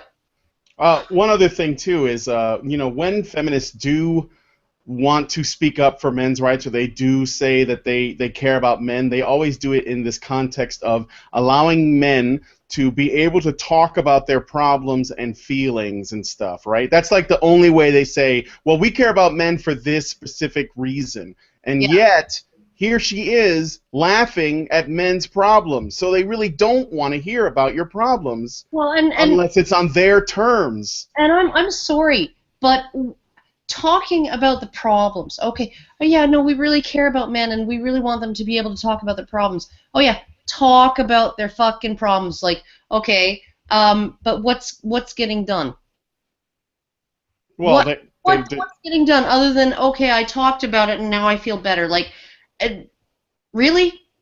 Well, that's like the beginning of the video where they showed that group of that group of men that wasn't really men's rights activists that were doing the healing circle and all the hippie shit. Yeah. That's what they think the MRA should be, which doesn't get anything done, and it still ends up, I believe, in the service of women in many ways. It's like those, I'm a good man, the Good Man Project kind of thing. Yeah. No thanks, BuzzFeed. Well, there was a guy at the ICMI in St. Clair Shores who talked to me. He said that he came up through the mythopoetic men's movement, and he said that he was put off by all of the anger, and he was put off by the fact that these men have to get past their anger. Well, no, they don't, because what are their options? What are the options for men, right?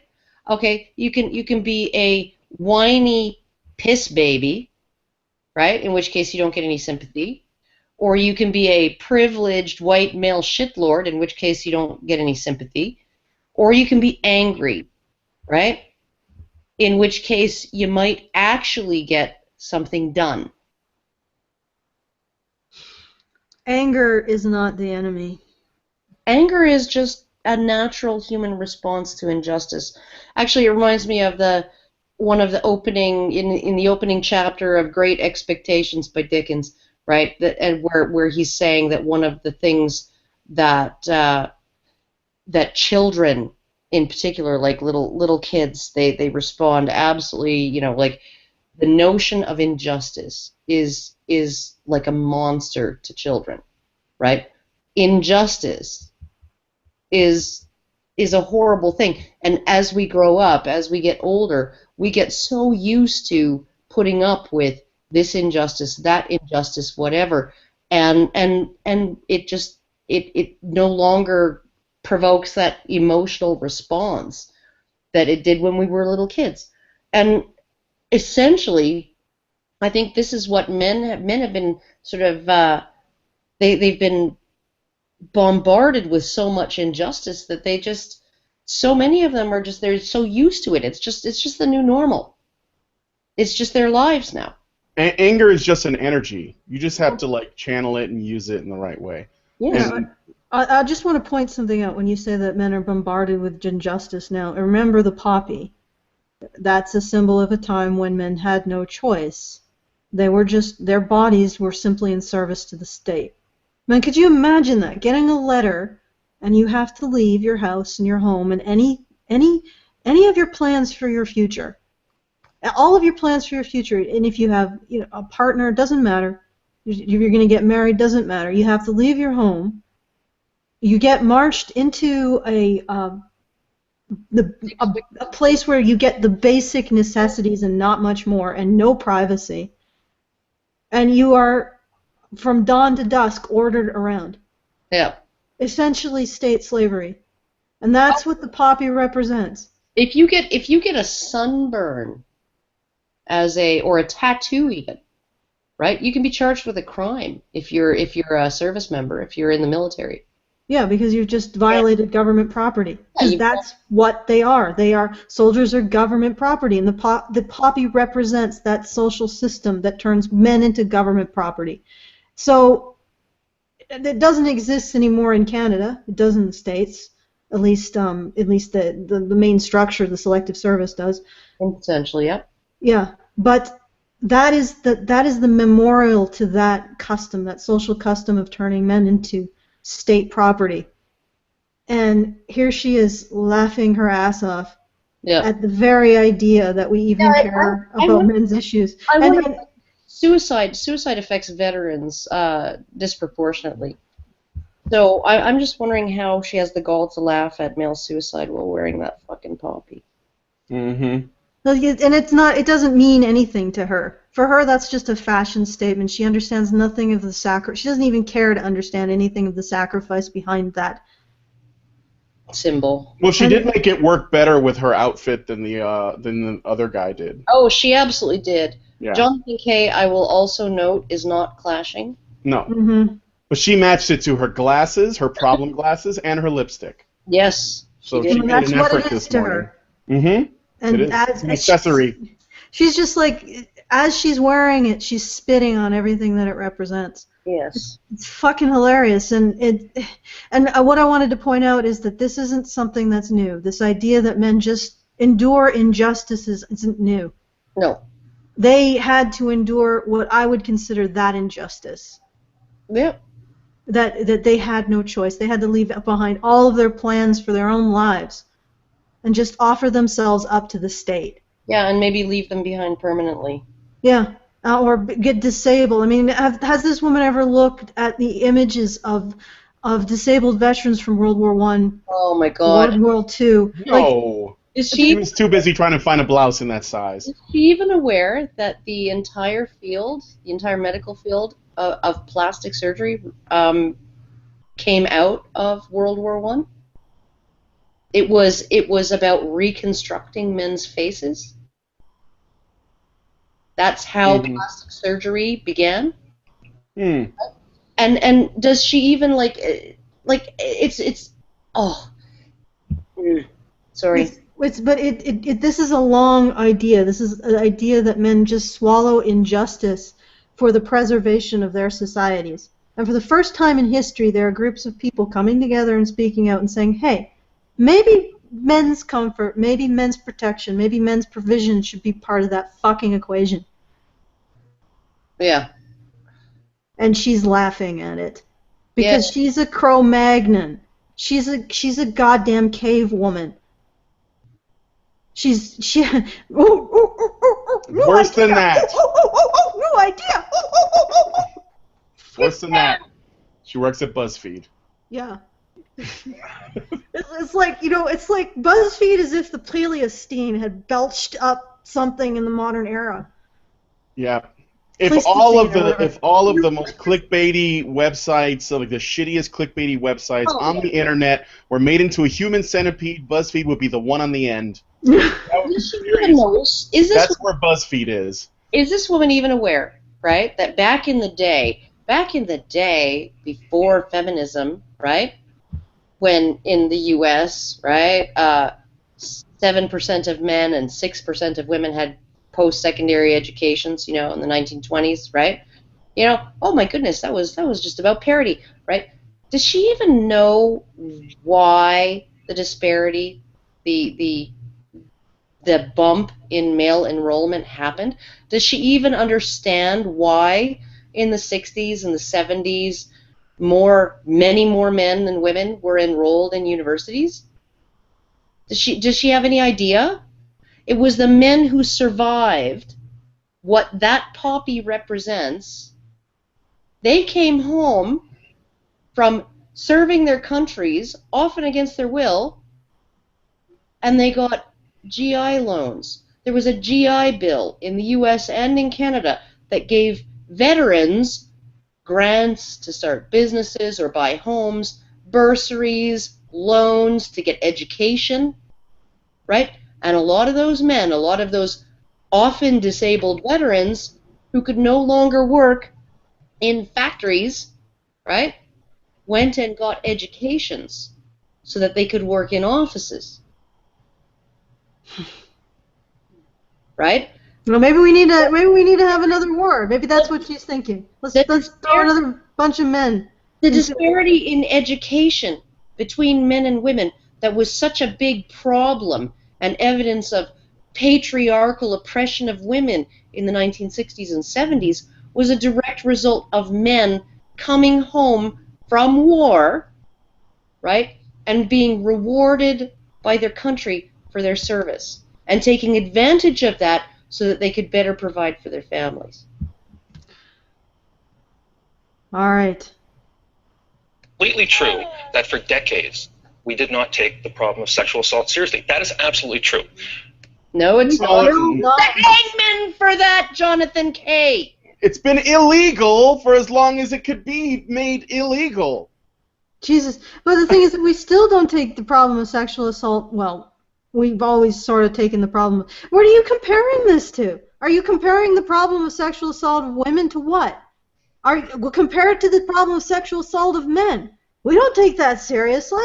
We still don't. We didn't take it even remotely seriously until 2013 here in the States, when the FBI finally decided to acknowledge that, men could be the victims of rape, and that it wasn't just something that a man did to a woman. Just 2 years ago. I mean, what are feminists fucking comparing this issue of rape to? Do you really want to open up that can of worms?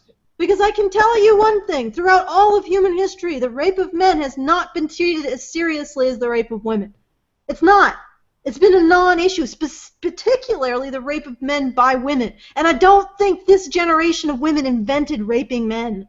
I don't think we just suddenly invented it the moment that researchers finally said, oh, hey, well, what's happening with men? Like, are they being raped?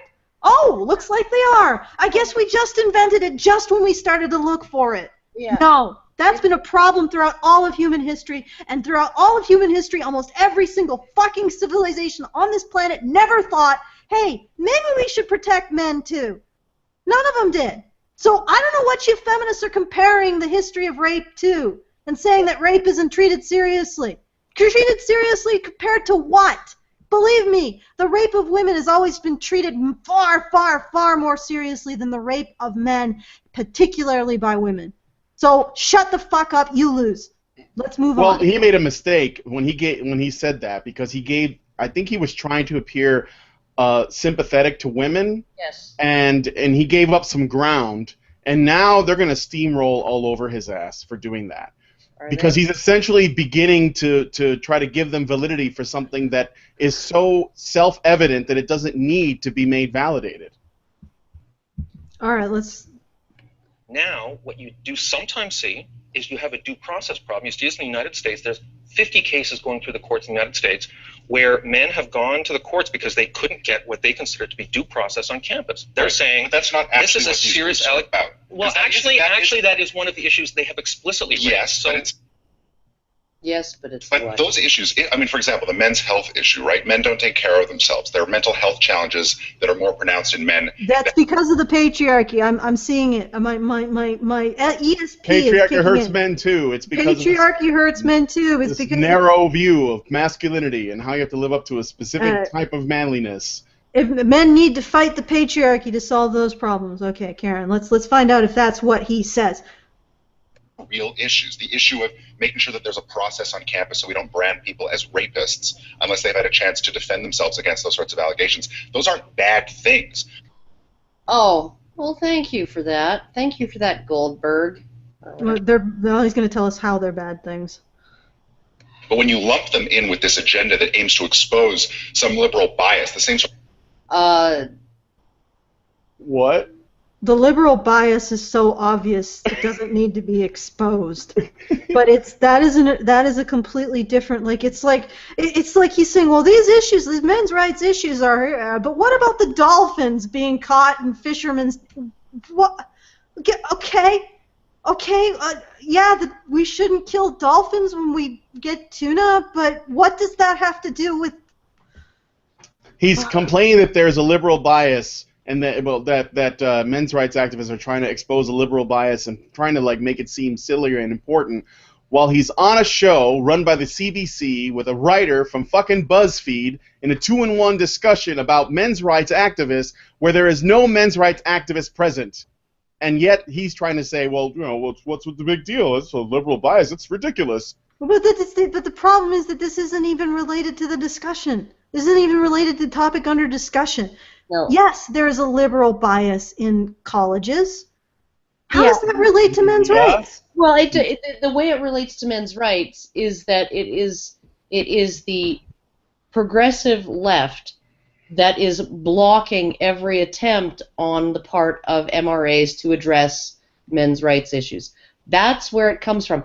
And so essentially, if this asshole and everybody like him would just shut the fuck up and let us talk, we wouldn't need to expose anything. There would be nothing to expose. Shut the fuck up. So essentially we're exposing the fact that they won't let us talk. Yeah. By talking. Well, by saying, hey, you're stopping us from talking. Well, geez, that's because you are. Yeah. But it's not because of... But it's not because you're a liberal. It's because you're authoritarians who don't want your regime questioned. Yeah. There's nothing to do with liberalism. I consider myself a classical liberal. Yeah. 100%. And I consider myself someone who wants to get through this. Okay. The people that say, the mainstream media are a bunch of liberals. That is doing it. They are. You're on CBC, and it's two liberals against one sort of quasi-conservative. He's doing that teeth thing again. Oof. Lots of teeth there. Look, they're so small. I don't know. I don't know, but... I don't even know what you don't know. I don't know why his teeth are so small. Probably because he just has small teeth. I mean, it's not... I don't think it's a huge deal. Julia Roberts has small teeth, too, so... I mean, you guys get distracted by, the color of ties and the size of teeth. And it's constituting so much of the show, and it's standing between me and not having to watch this anymore. Okay, we'll move on. I don't understand your viewpoint. You're saying, well, this issue is good, this issue is good, this issue is good, but they have this political bias on the current state of ideology that you object to, so they don't deserve the same recognition as 100 other groups. What is sense. the argument that these groups are really about stopping the battle against sexual assault? What is the argument saying? Yeah, what's the proof of that that's what these groups are into? Listen, I mean, you can go online and you can have 1,000 men send you a note as a woman that they would like to kill you. Oh, God. That's actually illegal in Canada. That is actually illegal in Canada. My suggestion to you would be to report them to the police. Now we're just making, stupid conjecture, I assume. Oh, well, theoretically, men could do this, therefore men's rights are bad. Well, theoretically, women could blow up the earth. That's why they shouldn't have the right to vote. Exactly. What does internet trolling have to do with men's rights anyway? Yeah. But it's everything, because according to Goldberg, there we're all trolls. Oh yeah, that's right. And also, she's damseling again. Rolling, She's scared. rolling. She's I know. scared. She looks so scared. Look at her. She's like got that smug, scared smile. Yeah, that shit-eating grin they all have. Yeah. When I got a threat, isn't that awesome? Like I say that I got a threat. Isn't that awesome? It's hilarious. It's awesome. Like I'm so proud, right? That I managed. Minimize it. But I don't go and say that I'm scared of it, or that other people should be silenced. These women look. There's something sort of twisted about being happiest when you're being victimized. I'm being actualized as a woman. I'm truly feeling alive. Somebody's have sent me death threats. Like what? Is this the moment that you feel like a real girl? Yeah, but the thing is, like there are male journalists and stuff, and pundits and commentators who will actually come out and say, if I'm not getting death threats, I'm not doing my job right? And I would say that too. If I'm not getting a bunch of blowback, right? Some of it really nasty, I'm probably not doing my job right. But she's calling herself a victim of that blowback. She's seeing the blowback as a victimization of her rather than as a sign that she's on the right track, or that she's a sign that she's making people think, making people angry, stirring the pot, shaking things up. She's not seeing it as she's not seeing it as a sign of her effectiveness. She's seeing it as a sign of her victimhood.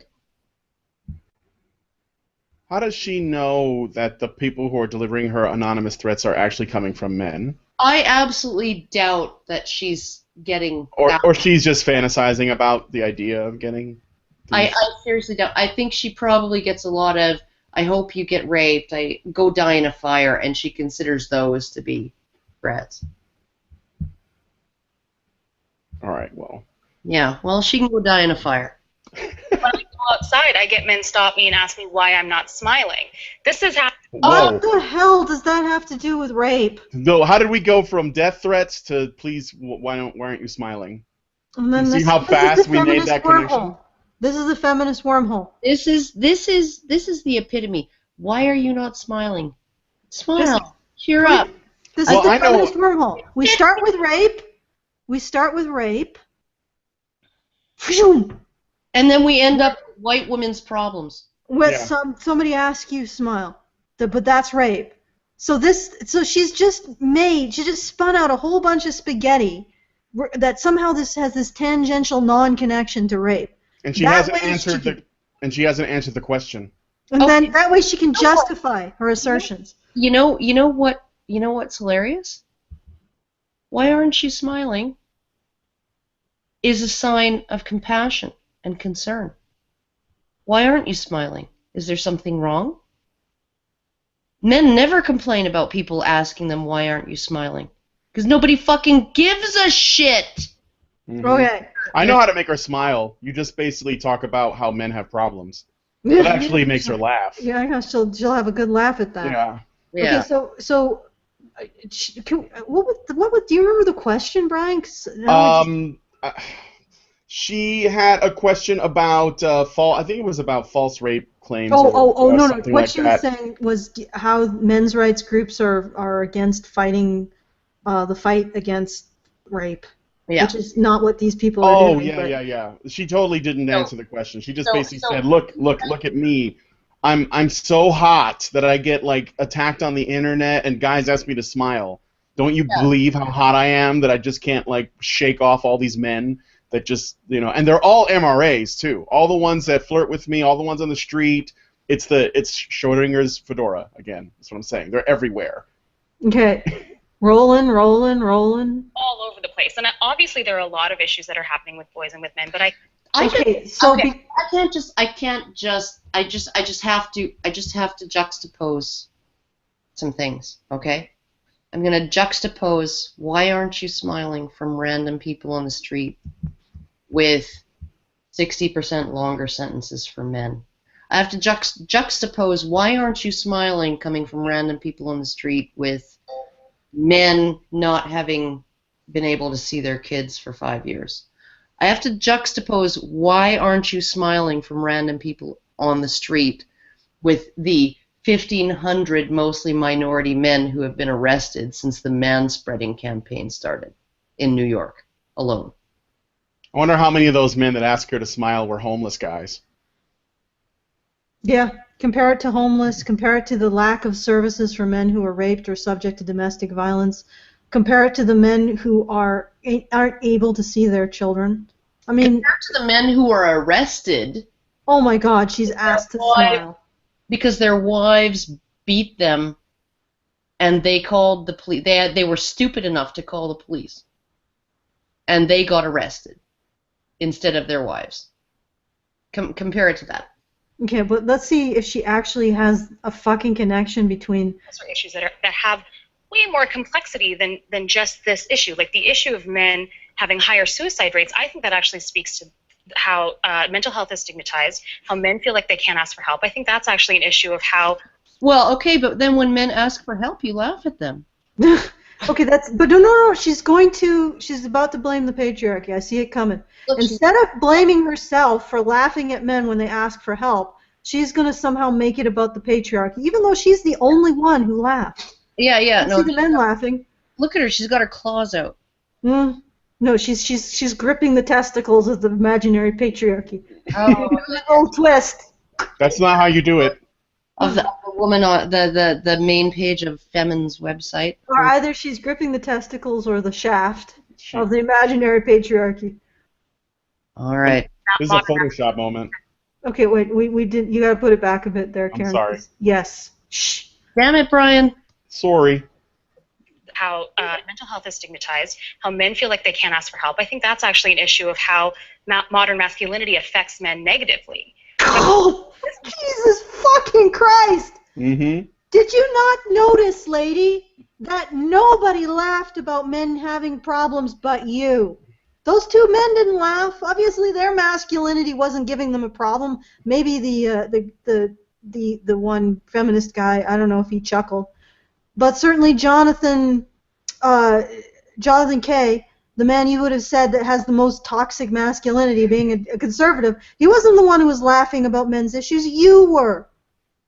Yeah. And you don't think that other women like you might be part of the problem why men don't recognize, and the fact that you're not even letting men have a space to recognize those issues. It's so fucking funny. She's right there saying men don't have a right to have a space to recognize those issues. I'm going to laugh at those issues in public in front of everyone. I'm going to marginalize those issues, and I'm going to turn around and blame men for what I am doing right now. Yeah. You abusive. I'm not going to use the word cunt. You abusive. I'm not going to use the word cunt. God, fucking you. Abusive cunt. Like, that's unbelievable. And yes, she didn't use the word patriarchy, but she essentially used a synonym for toxic masculinity is the problem. The reason why men don't have a space to talk about their problems is not because I'm trying to prevent men from having a space to talk about their problems. The reason why men aren't respected when they talk about their problems isn't because I laughed at when someone mentioned the problems of men. It's because toxic masculinity. Yep. We need men to be more like women so that they're not dangerous, and then we'll realize that we don't actually like that. Okay, well, come on. They certainly won't give those men any more compassion than they would for any other man, right? Because then they're just weenies and whiners and losers, right? So. Yep. And in particular, is a direct response to having anxiety about women having something to say.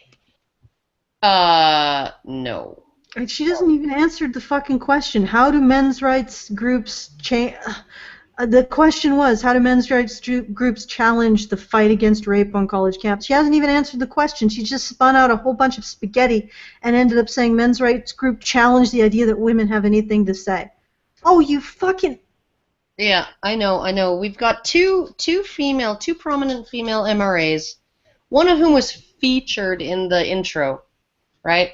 neither of us were invited to come on this show, right? We're women. We have things to say. None of the MRAs that I know are upset about me having things to say, or you having things to say, Alison. It's when you say bullshit like what you're saying now. Well, then when you say bullshit, like you sit there and you say I'm blocking the creation, or I advocate blocking the creation of men's spaces to talk about their problems, and I'm going to actively laugh when men's problems brought up. But you know, the stigma surrounding men talking about men's problems is men's own fault. Yeah. You know what you're doing, and it's not just men's own fault, but the only motivation for men who want to talk about these problems is because women silence them. Silence women.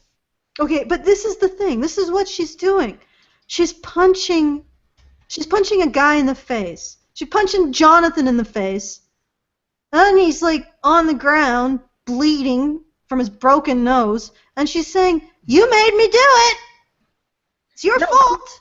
She's not saying you made me do it. She's saying stop yelling and stop making noise and stop curling up in the fetal position because it's making me look bad.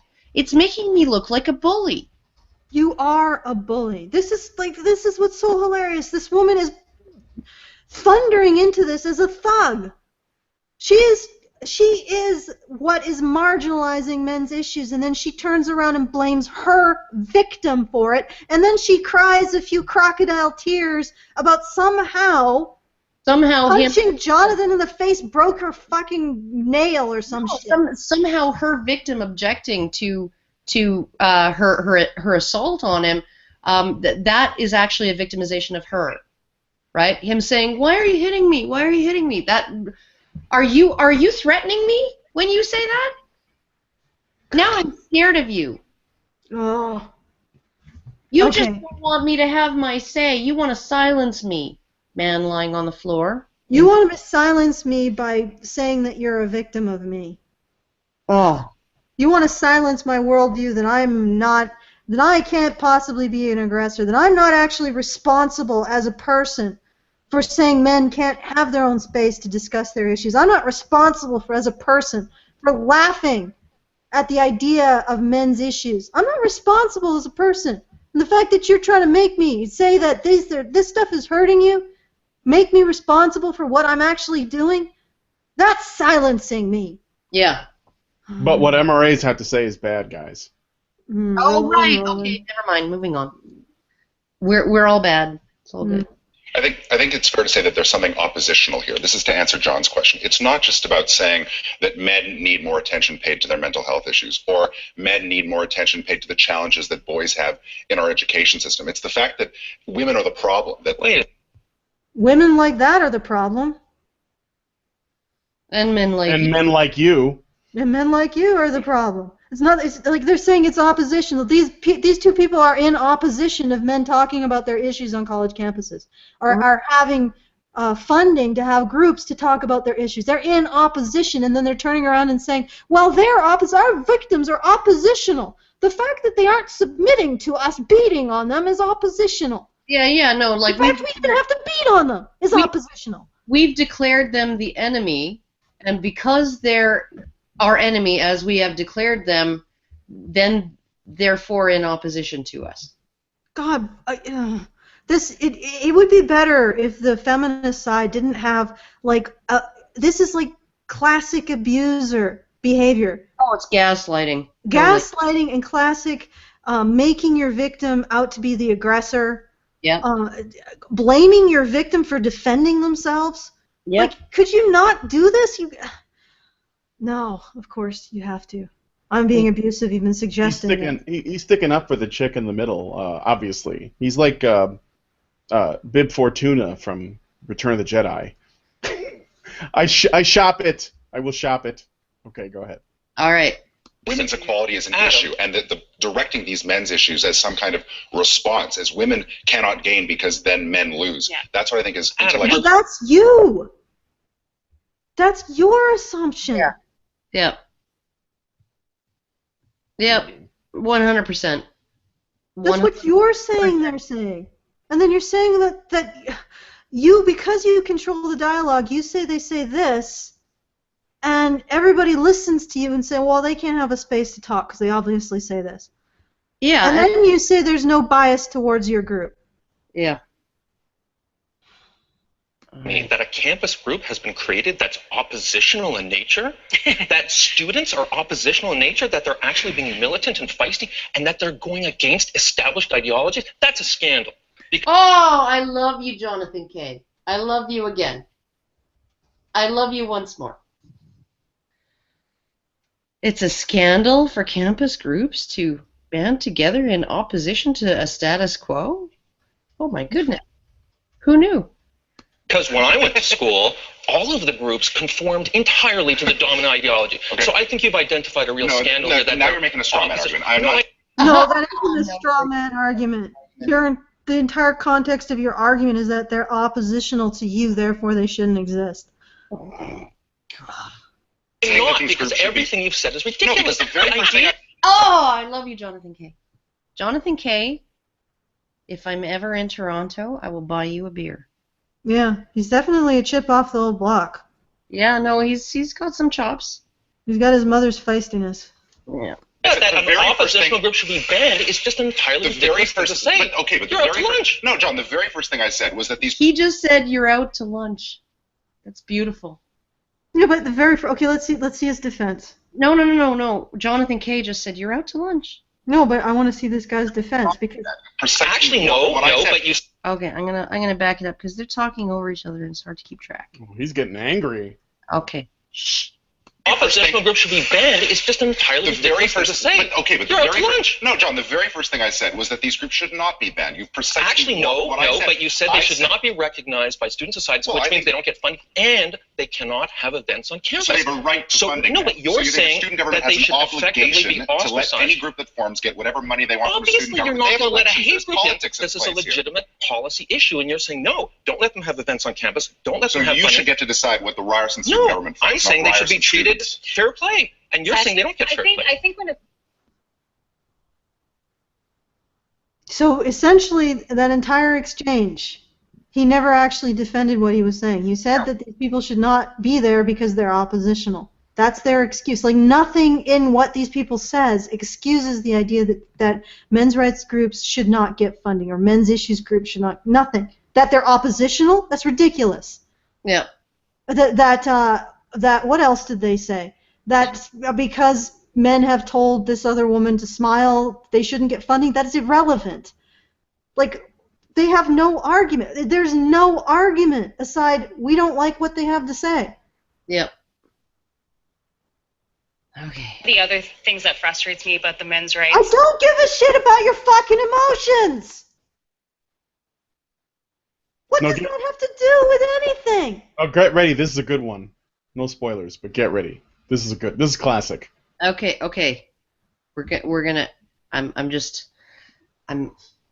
doing the half lotus position. Calm. This is gonna be the ultimate argument that she's about to make. It's gonna be the game changer. The game changer. You've never heard this before, no. Prepare your anus. We're preparing our anuses for the game changer that she's about to insert. That it's often a lot of straight white men talking to other straight white men about the issue. Oh! Oh, you got us there. Oh my God, you got us there. Oh, well, you got to admit, Karen, you got to admit, she's got us. Yeah, no. You know what? You know, like, we are three straight white men talking about men's issues. Yeah.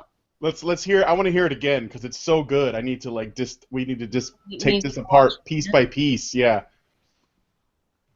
Okay, here we go. Fair play, and you're saying they don't get fair play. I think one of the other things that frustrates me about the men's rights movement is that it's often a lot of straight white men talking to other straight white men about the issues. Well, there's more. No, yeah. Okay. What's wrong with that? Sachi, right? Sachi, I think. I don't know. Sachi. The reason why it's mostly straight white men talking to other straight white men about the problems that straight white men face is because Toronto has a majority of whites, and among men in Toronto, the majority will be white and straight. It's the strangest thing, right? It's the most bizarre thing. In a Western country that has a majority white population, that the majority of males will be straight and white. Look at the expression on that guy's face. Oh yeah, he's like, oh yeah, oh yeah, drop the mic and walk away because you fucking ruled it. He's like top. He's just had his right to speak taken away, and he's just like lapping it up. I know, and it's like, I just, oh my god, like we have on the men's rights subreddit, we have lots of gay men, lots of bisexual men, Trans men. several asexual men, lots of transgender women, actually more transgender women than trans men, because there are more trans women than trans men, incidentally. I was introduced, right, at Simon Fraser University just the night before last, introduced by a trans woman, right? Introduced to an audience in a lecture hall by a fucking trans woman, right? Who is the president of Simon Fraser University's Advocacy for Men and Boys Society, right? She is the president of that society. She introduced me. She arranged for the talk. She organized it. She got me to go out there and do it. And yeah, it's pretty diverse, but regardless, straight white men should also be able to talk about their problems. Like what the hell's the okay? Just let's continue. Let's see where it goes. Let's ban that. Let me get the thought out. Thing. Okay. And I think it ignores a lot of other issues that are actually totally valid within what's going on with men. I mean, like, for example, like they don't talk about how racialized men have different experiences than white men. Yes, we do! We talk about how every single men's rights issue disproportionately affects except for suicide. Affects visible minority men. And also poor men. Yes, and also fucking disabled men. And also fucking trans men, gay men, bisexual men, men of color, men of a different financial category, men that have mental issues, men that have physical disabilities, men that have been abused as children, men that have not, men that have learning disabilities, men that have Asperger's, men that have all manner of men. But the thing is that we don't divide into camps based on those traits, because I think the most important thing is focusing on men as on the whole, rather than trying to create a progressive stack within the men's rights movement. What drives me crazy, okay, because this is really what it is, okay? When I was on the agenda with Steve Paikin, there was a black journalist on there named Desmond Cole. And he was talking about the driving while black phenomenon. And I said to him, I find it really interesting that you bring that up, because that's driving while black is not driving while black. It's driving while black and male. Mm-hmm. Right? And that stop and frisk policies, 90% of them target minority men, 98% of the people targeted are men, right? So, yes, okay, yes, it disproportionately affects minorities, but not minority women, minority men. The main thing is that and he admitted, yeah, no, you're right, my sister and my mother wouldn't be stopped while driving, right, just to stop someone, just for driving while black, right, but I still don't feel discriminated against as a man. I still don't feel it. And I'm sitting there thinking, well, I don't feel this tumor, but that doesn't mean that it's not there. Well, the other thing is that it's a classical situation where men don't want to feel weak. I mean, it's against their self-identity. Stoicism and power is, that's why Mr. Pink Tie is a male feminist, is because it gives him that hit of omnipotence. Feel marginalized as a black or a Jew. it's not okay to feel marginalized as a man. No, because it's against the identity of being man. No, because this cunt, sitting here with this smug look on her face, this cunt will laugh at you. No, it's not just that. She'll laugh at you, yeah. But she does it because it works. And it works because there's a discomfort, and I know this, there's a discomfort to being to being presented as a victim. For me, it's deeply uncomfortable to be told that I'm a victim because I'm a woman. And I'm sure that men have the same situation, even worse. Yeah. That it's deeply uncomfortable to them, and it's against their self-identity as a man to be presented as a victim as a man. So I understand that, and I think that actually feminist men, a lot of them believe that because it allows them to avoid recognizing just how vulnerable men are in society and to society. And that's if you want to label anything toxic masculinity, that inability to say, you know what, I'm vulnerable, but that doesn't make me less of a man, is, and I mean vulnerable to not just vulnerable to women and telling them what they want, but actually legitimately vulnerable to problems in society as a man. And that's hard. And this woman is making it harder, but in some ways she's making it easier for men to maintain that traditional role of stoicism and invulnerability because she's laughing at any man who doesn't. Yes. And this is not progressive. This is not progressive at all. It's actually regressive. It's actually a very chauvinistic, old school approach to gender.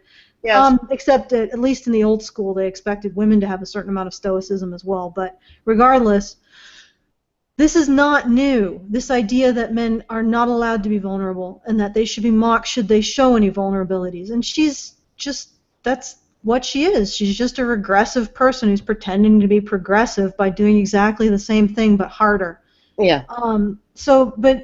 Well, and not just but harder, but actually by framing it as the very idea of men talking about how they're vulnerable harms women. Well, of course it harms women because vulnerable men might take up resources that rightly belong to women. And they might not be able to step up and defend women when women need defending. God forbid that men need to be provided for or defended. Just imagine if Goldberg here actually realized the position that he's in as a man in our culture and decided he was going to actually focus on his own problems and not hers.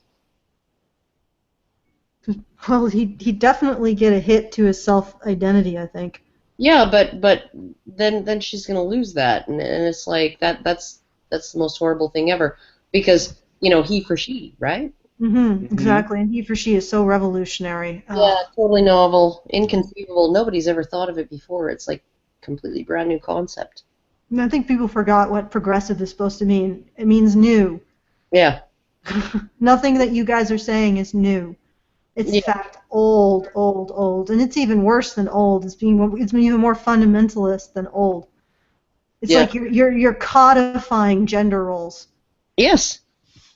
Isn't it also you're setting them in stone? Yeah. Isn't it also pretty divisive to start talking about different subgroups within maleness itself? Like to essentially want to, because what she's trying to do is prioritize, essentially conquer.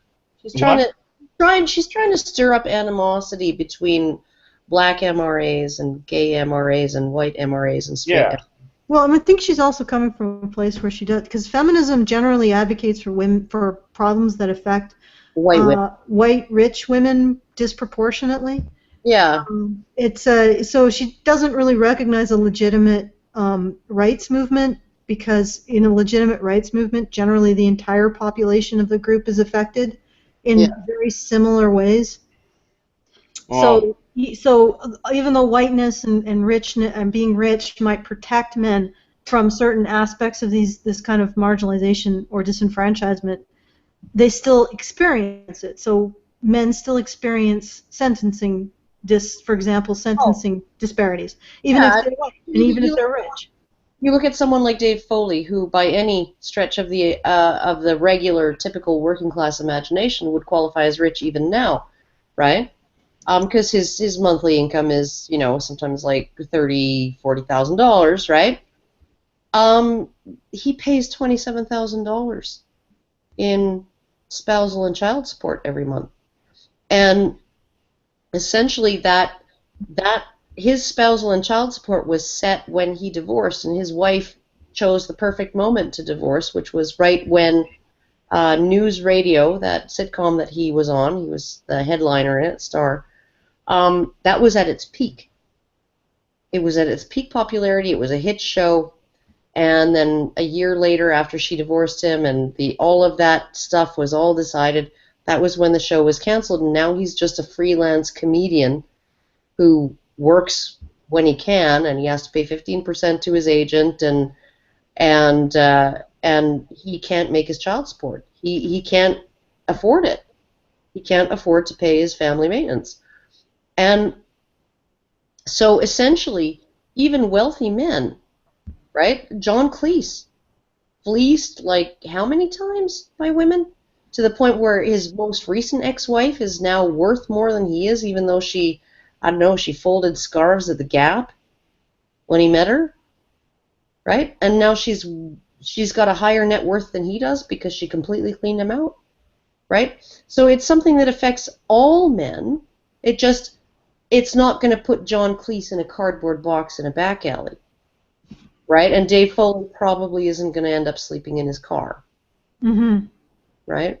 Yeah, because being white in some cases, not in terms of suicide, and being rich can be a mitigating factor to the problems that all men face. Not so with feminism. Feminism seems to focus like a laser on the problems of extremely wealthy. For some reason, the type of people you would imagine having a very large platform to talk about their problems. Well, but I mean, who else would be able to muster the fucking energy to care about manspreading on the subway, right? Or like sexist air conditioning. Yeah, sexist air conditioning. I don't have air conditioning. Or the idea that men who are accused of rape get any kind of protections against the words that you're throwing at them. Yeah. Let's. Okay. We're in the home stretch, friends. They don't talk about trans men. They're not talking. We don't talk about trans men. Except Karen Meyer. Nora is our hero. She isn't a trans man, but she cross-dressed for a fucking year and a half, right? And lived as a man for a year and a half, and then had to check herself into a fucking mental ward, right? Trans men, we don't concern ourselves with trans men. What about Theron Meyer? Well, it's not. Meyer is a trans woman. We concern ourselves with her. Well, it's like. You know what? I don't think feminists need to. There are several cards that feminists need to be taken away from the feminist deck entirely. Trans issues, you need to let that one die because it's not your card anymore. Not with the trans exclusive radical feminists, and that you still don't kick out of your movement. I don't know how you would, but just marginalize completely. Like not give them speaking engagements for one. That would be good. Well, actually, Julie Bindel was. She was actually disinvited to a speaking engagement in the UK based on her trans misogyny. Okay. So they are starting to do that, clean house regarding that, but I don't know whether they are particularly concerned with the issues of trans men.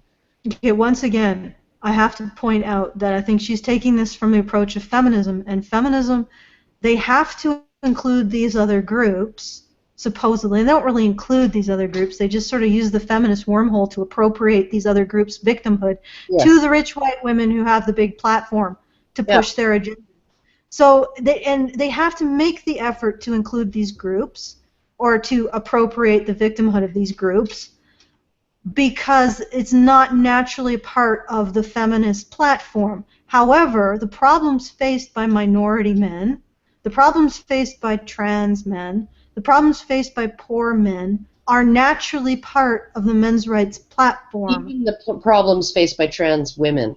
Yeah, right? They're all naturally part of it. This entire fucking bullshit about trans misogyny, right? That the reason why trans women are probably at the highest risk of anyone in society of being assaulted or murdered, right? Proportionately, right? Is not because they're women. It's because the people who are doing that see them as men. It's not trans misogyny. If that trans woman was a woman-born woman, right? That guy who, at the end of the crying game, when the penis was exposed, right, wouldn't have beaten her up, right? He would have had sex with her and had a relationship with her, right? But no, because she has a penis, she's not a woman, she's a man. Yeah, That's the whole fucking thing. Oh shit. You got to mute yourself. Oh God. All right. So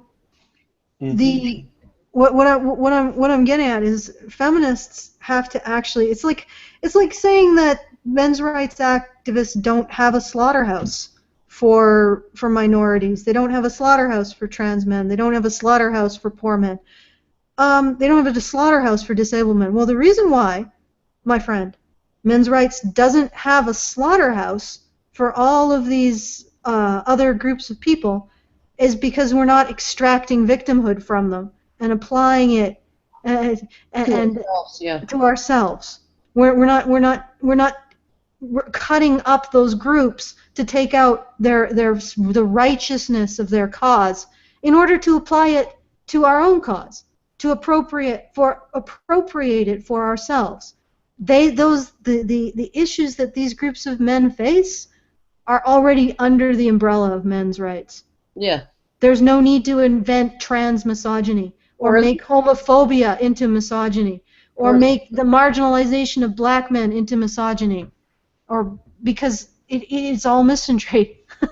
Well, it's not. I mean, like, racism exists. Racism isn't misandry. Yeah, I know. Oh, but the marginalization of black men in family courts is mostly misandry. Yeah. But it's like the racial bias isn't misandry, and we have no right to freaking speak to that. Yeah. I mean, we have a right to speak about it, but we don't have. It's not our place. Like, it's not our place to take that and use it politically to gain traction. It's a cynical, disgusting move. And her idea that we're not concerned with the issues of trans men and trans women and gays. We're not exploiting them. Yeah, I know. You're exploiting them. That's why you have the facilities to facilitate just that as a feminist, because you are exploiting other groups for their victimhood. We don't have those facilities because we're not exploiting them for their victimhood. We're not interested in that. Fuck's sake. All right, moving on. Talking about queer men at all. They're talking about the most privileged class of men that there is. Privilege. What? Talking about privilege. Because we talk about straight white. You're going robo again, Doge. Oh shoot! I think it's something to do with when Karen goes echo, then you go robo. But we're not talking about only the most privileged. Yeah, we're talking about all men. No. That's the nature of something that it's inclusive. That's the nature of a real gender-based disenfranchisement. The disenfranchisement of the gender is inclusive of every particular group in it. We don't need to extend anything because it's already included. Yeah. Unlike feminism, you're actually saying something about your own movement here. You're saying something that you have to actually extend feminism. You have to actually talk about these other groups of people separately.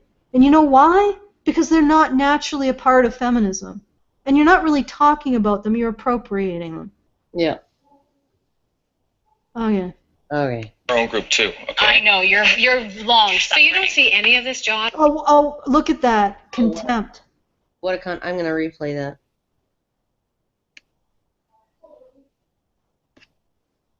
Group too, okay? I know, you're long. So you don't see any of this, John? What a sneer. Yeah. What a bully. Yeah.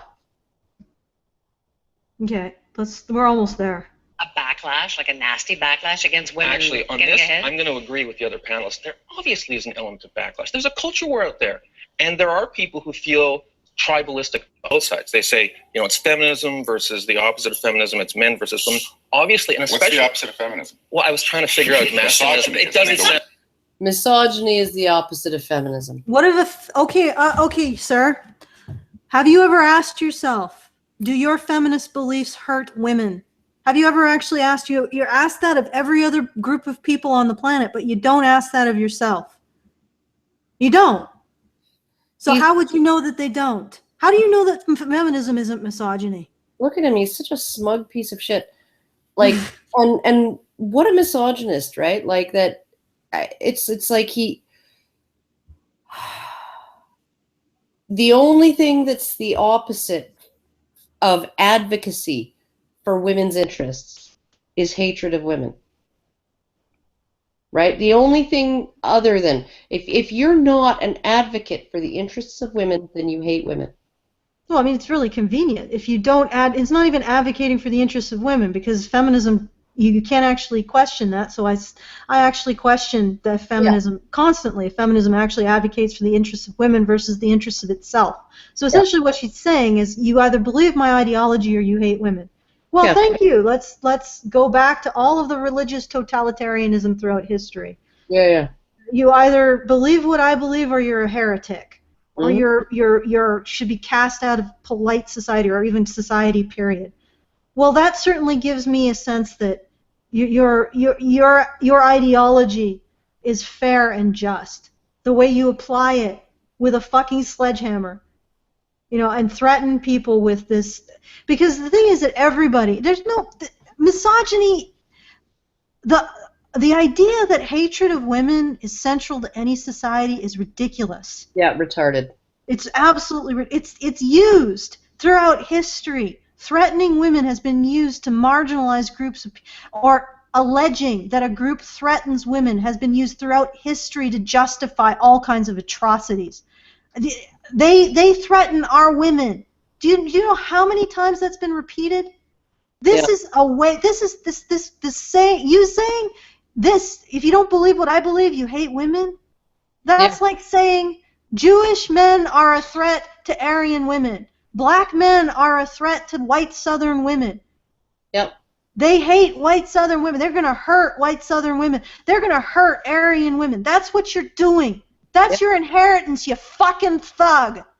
Yep. Inheritance.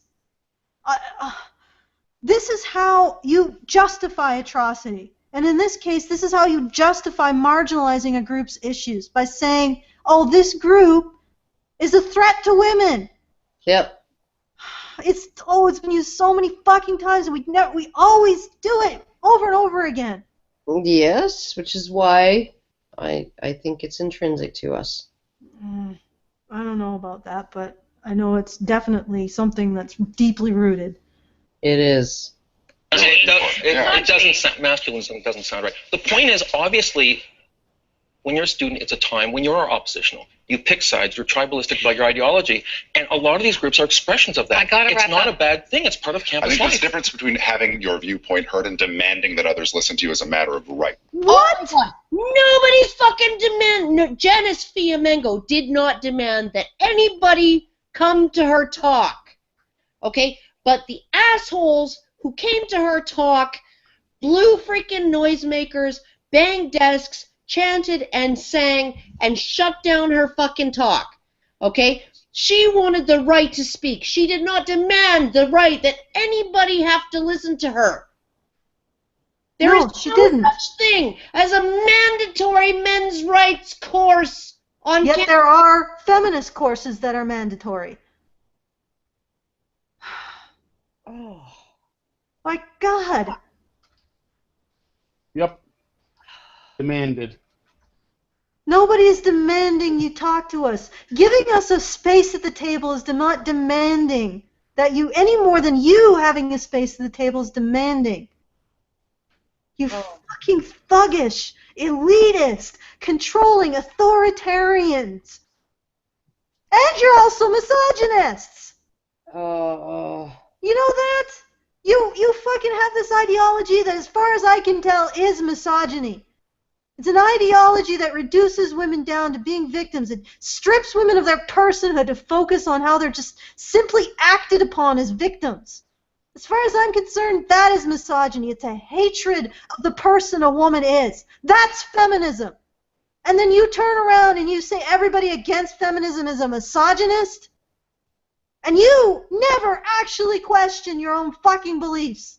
You never once do what you tell everybody else to do. And now you're saying that having a place at the table is demanding you listen. Fuck. You have forced us to listen for so long to your anti-fucking human, your misinterest, misogynist, because they're not necessarily mutually exclusive, bullshit ideology. And then when we have the opportunity to actually just talk amongst ourselves, you say we're demanding you listen? You don't have to come. We have to come to your shit, but you don't have to come to ours. But that's still too much for you. Yep. You fucking ideological bullies.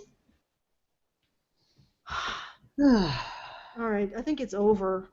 Wait, let's just see. That's where I disagree with you. Got to wrap up in 30 seconds, but Sachi, 20 years ago it was women's rights, hear me roar. Now men's groups are trying to. Where is this going? I don't know. I'm so sad about it. By the way, my Oh, side, you're so sad. I know, that's why she's laughing. I love that they give her the last word, because essentially the first word was given to the guy who didn't know what MRAs were, so he framed them as conservatives. Now the last word is being given to the feminist from BuzzFeed so that she can just deliver that final bit of fear in her voice to say, oh my God, this makes me so sad, and I don't know what we're going to do, and oh my God, they're around every corner, and, they're not stoked on me, and I went online, and there were threats, and they didn't say nice things, and they might be next door, down the hall. I'm afraid. I'm nervous. Oh, God. The chatty Cathy doll has had her string pulled, and now she's going to ejaculate some victimhood all over everything. And no women actually look at this shit and say, you know what, this advocating this particular role for women, that's misogyny. Yeah. That's a funny looking frown, by the way, that she has for such a sad person. She's so sad. Okay, I'm gonna. By the way, my side is losing the culture war. We just want to go out with a little bit of dignity. You're not losing the culture war. We all know you're I'm losing not. the culture war. No, you were still part of the most privileged class in North America.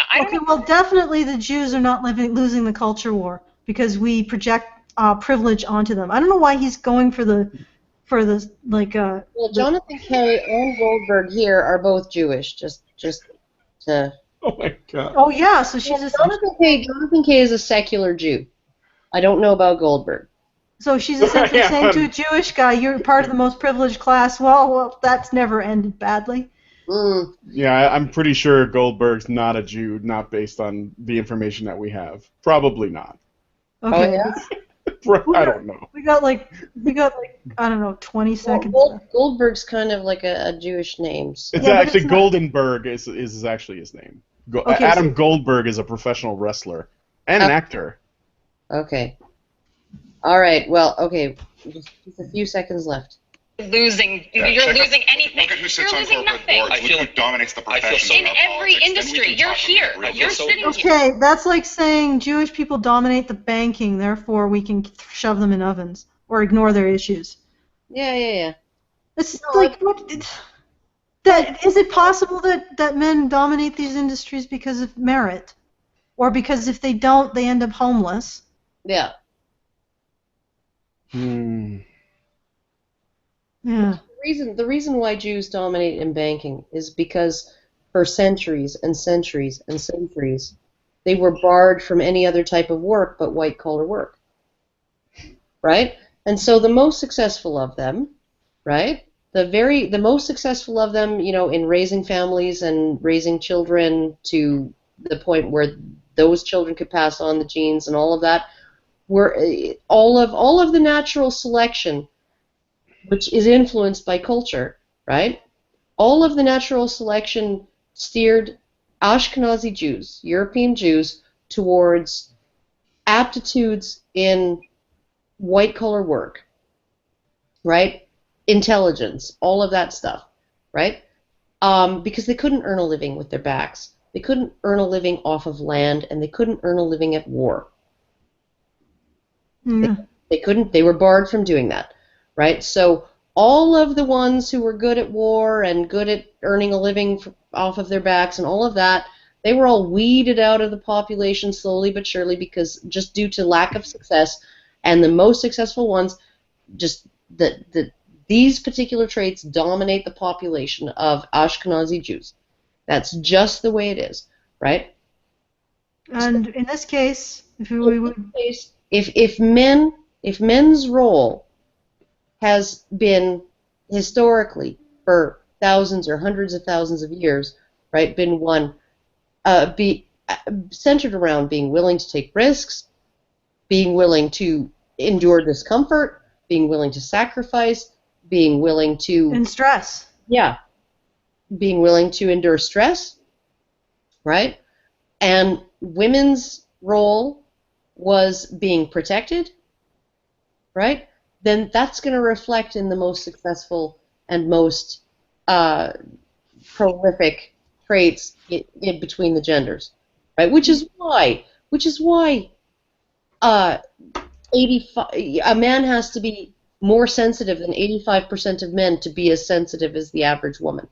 Well, I mean, sensitive to their own discomfort. Yeah. Not empathetic, but sensitive to their own discomfort. But that's right.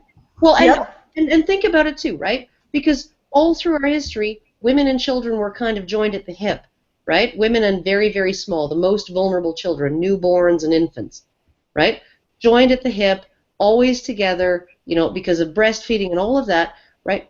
And we evolved during the fucking Pleistocene, right? So you have air conditioning is sexist because women always feel cold and men feel comfortable. Well, okay, let's look at the roles 200,000 years ago. Let's look at what people were doing and living with 200,000 years ago. Women were pretty much joined at the hip with very, very vulnerable newborns and infants. And so being sensitive to the cold in the Pleistocene, the Ice Age, right, would alert them to the fact that they're much more vulnerable children, because women can survive the cold just as easily as men can. They just feel it worse, right? Oh, I feel it, therefore I'm going to wrap myself up in furs and I'm going to wrap my baby up in furs because it's really cold. Okay. Whereas we've gotten pretty far afield. Yeah, no, whereas men would have to go out and freaking hunt and do all kinds of other shit, and they had to be less sensitive to the cold. All right. That's the whole. The alternative question is that air conditioning is put up for men because they have to wear more clothing to work than women. Their uniform is usually very heavy, not breathable fabrics, which can generate a lot of heat. Men are less sensitive to the heat too. Yeah, that's true, but it's well, regardless, they usually the air conditioning is brought up because men usually were wearing more fabric. So if you bring it down, the men will be uncomfortable and they're stuck in a particular uniform that they cannot get out of because the clothing expectations for men in our society are far more strict than for women. So yeah, I'm sure that eventually they will do that and they'll just make sure that men are uncomfortable. But what I wanted to point out is just because men comprise the components of the machine of society doesn't mean they're the ones driving it. So you can point and ultimately a leader is just a component. They are replaced if they don't do the job properly. CEOs are replaced if they don't do the job properly. Politicians are replaced if they don't appeal to the voters properly. In every case, leaders are not the ones necessarily. It's the voters, it's the consumers who decide whether or not leaders are in the positions that there are. Therefore, the leaders are not even in the driver's seat of the machine. They may be the steering wheel of the machine, but they are not in the driver's seat of the machine. And if you want to see who's in the driver's seat of the machine, you don't look at the components of the fucking machine. You look at where the machine is going. And it's very much going towards taking care of business when it comes to women's issues and women's vulnerabilities and ignoring men's vulnerabilities. Which is why we're here trying to argue that men should have a club on campuses, that young men, who are increasingly the minority on college campuses, have the right to actually have a space to talk about their issues. Yeah. And we're arguing this point. Mm-hmm. And this individual female, all the counter argument she's bringing up is, well, this machine isn't serving me.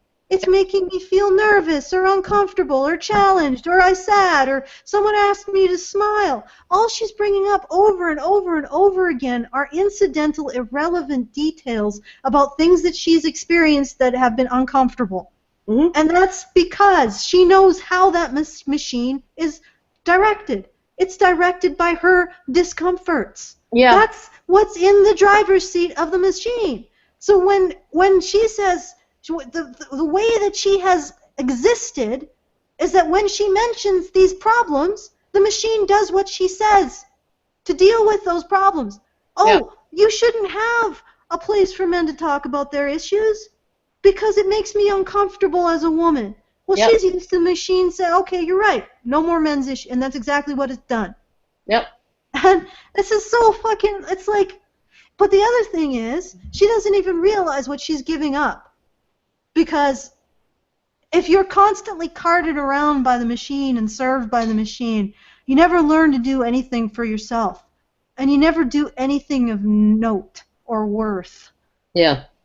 And you have to actually sacrifice those qualities of yourself, that self-reliance. I mean, this woman has done nothing but talk about how she is a fucking princess who's found a pea. Like, she's done nothing but abdicate her own agency, her own ability to effectively deal with the world around her in order to present her vulnerabilities as some sort of marching orders for the machine. Yeah. And it's that's how she lives her life. She lives her life utterly incapacitated by these minor things. Yeah. One other thing, Mr. Is it K? Is that his name? The Walrus magazine guy. Yeah. He laments the fact that in his mind that he's losing the culture war. His side is losing the culture war. The feminist chick puts her hand on his shoulder and says, "No, you're fine. Your position of privilege, proof of the will ensure that you will always, have a seat at the table, and the fact that you're here proves it." The irony of that statement is that he is on a panel at a CBC show, sharing the table with a guy who worked for the CBC, that's Mr. Goldenberg, who's clearly a male feminist, or at least doesn't give a shit about men and MRAs and doesn't even care to learn about them, and a woman from fucking BuzzFeed. And his position is totally secure. And he's probably a much more educated, he seems to be a really reasonable guy, but even him expressing, I'm a little concerned that, we're losing the culture war here, and she's like, no, you're fine, you still have power, even though you're clearly in a 2-on-1 discussion on a biased news source, on a super biased panel. And the other thing is, that position where she actually touched his body. Mm-hmm. So she knows that his body is available to her for touching. His autonomy is on her behest. That's a dominance gesture right there. Yeah. I mean, if you turned off the sound and alien race were examining us, they would say the one who is dominant in this group is that woman. Yeah. And then some other guy on another show says darling, and people lose their fucking mind. Yeah. I know. Okay, we're going to watch the last few seconds. Thank you. Well, everybody's happy once again. Thank you very much. I don't know if I learned anything, but it was. Yeah, no, you didn't. You know why you didn't learn anything, Wendy Mesley? Because you didn't have an MRA on. Fuck. How are you supposed to learn anything about men's rights activists if you don't actually talk to them? Like, it's as stupid as your fucking choice of a pink shirt with a poppy. Okay, I went there. Yeah, you did. Is that appropriate? Yes. It's a little bit of clucking. It's absolutely 100% appropriate. All right. It was fascinating. Thank you so much. What was fascinating? Well, you know why it was fascinating? Because she doesn't know any better.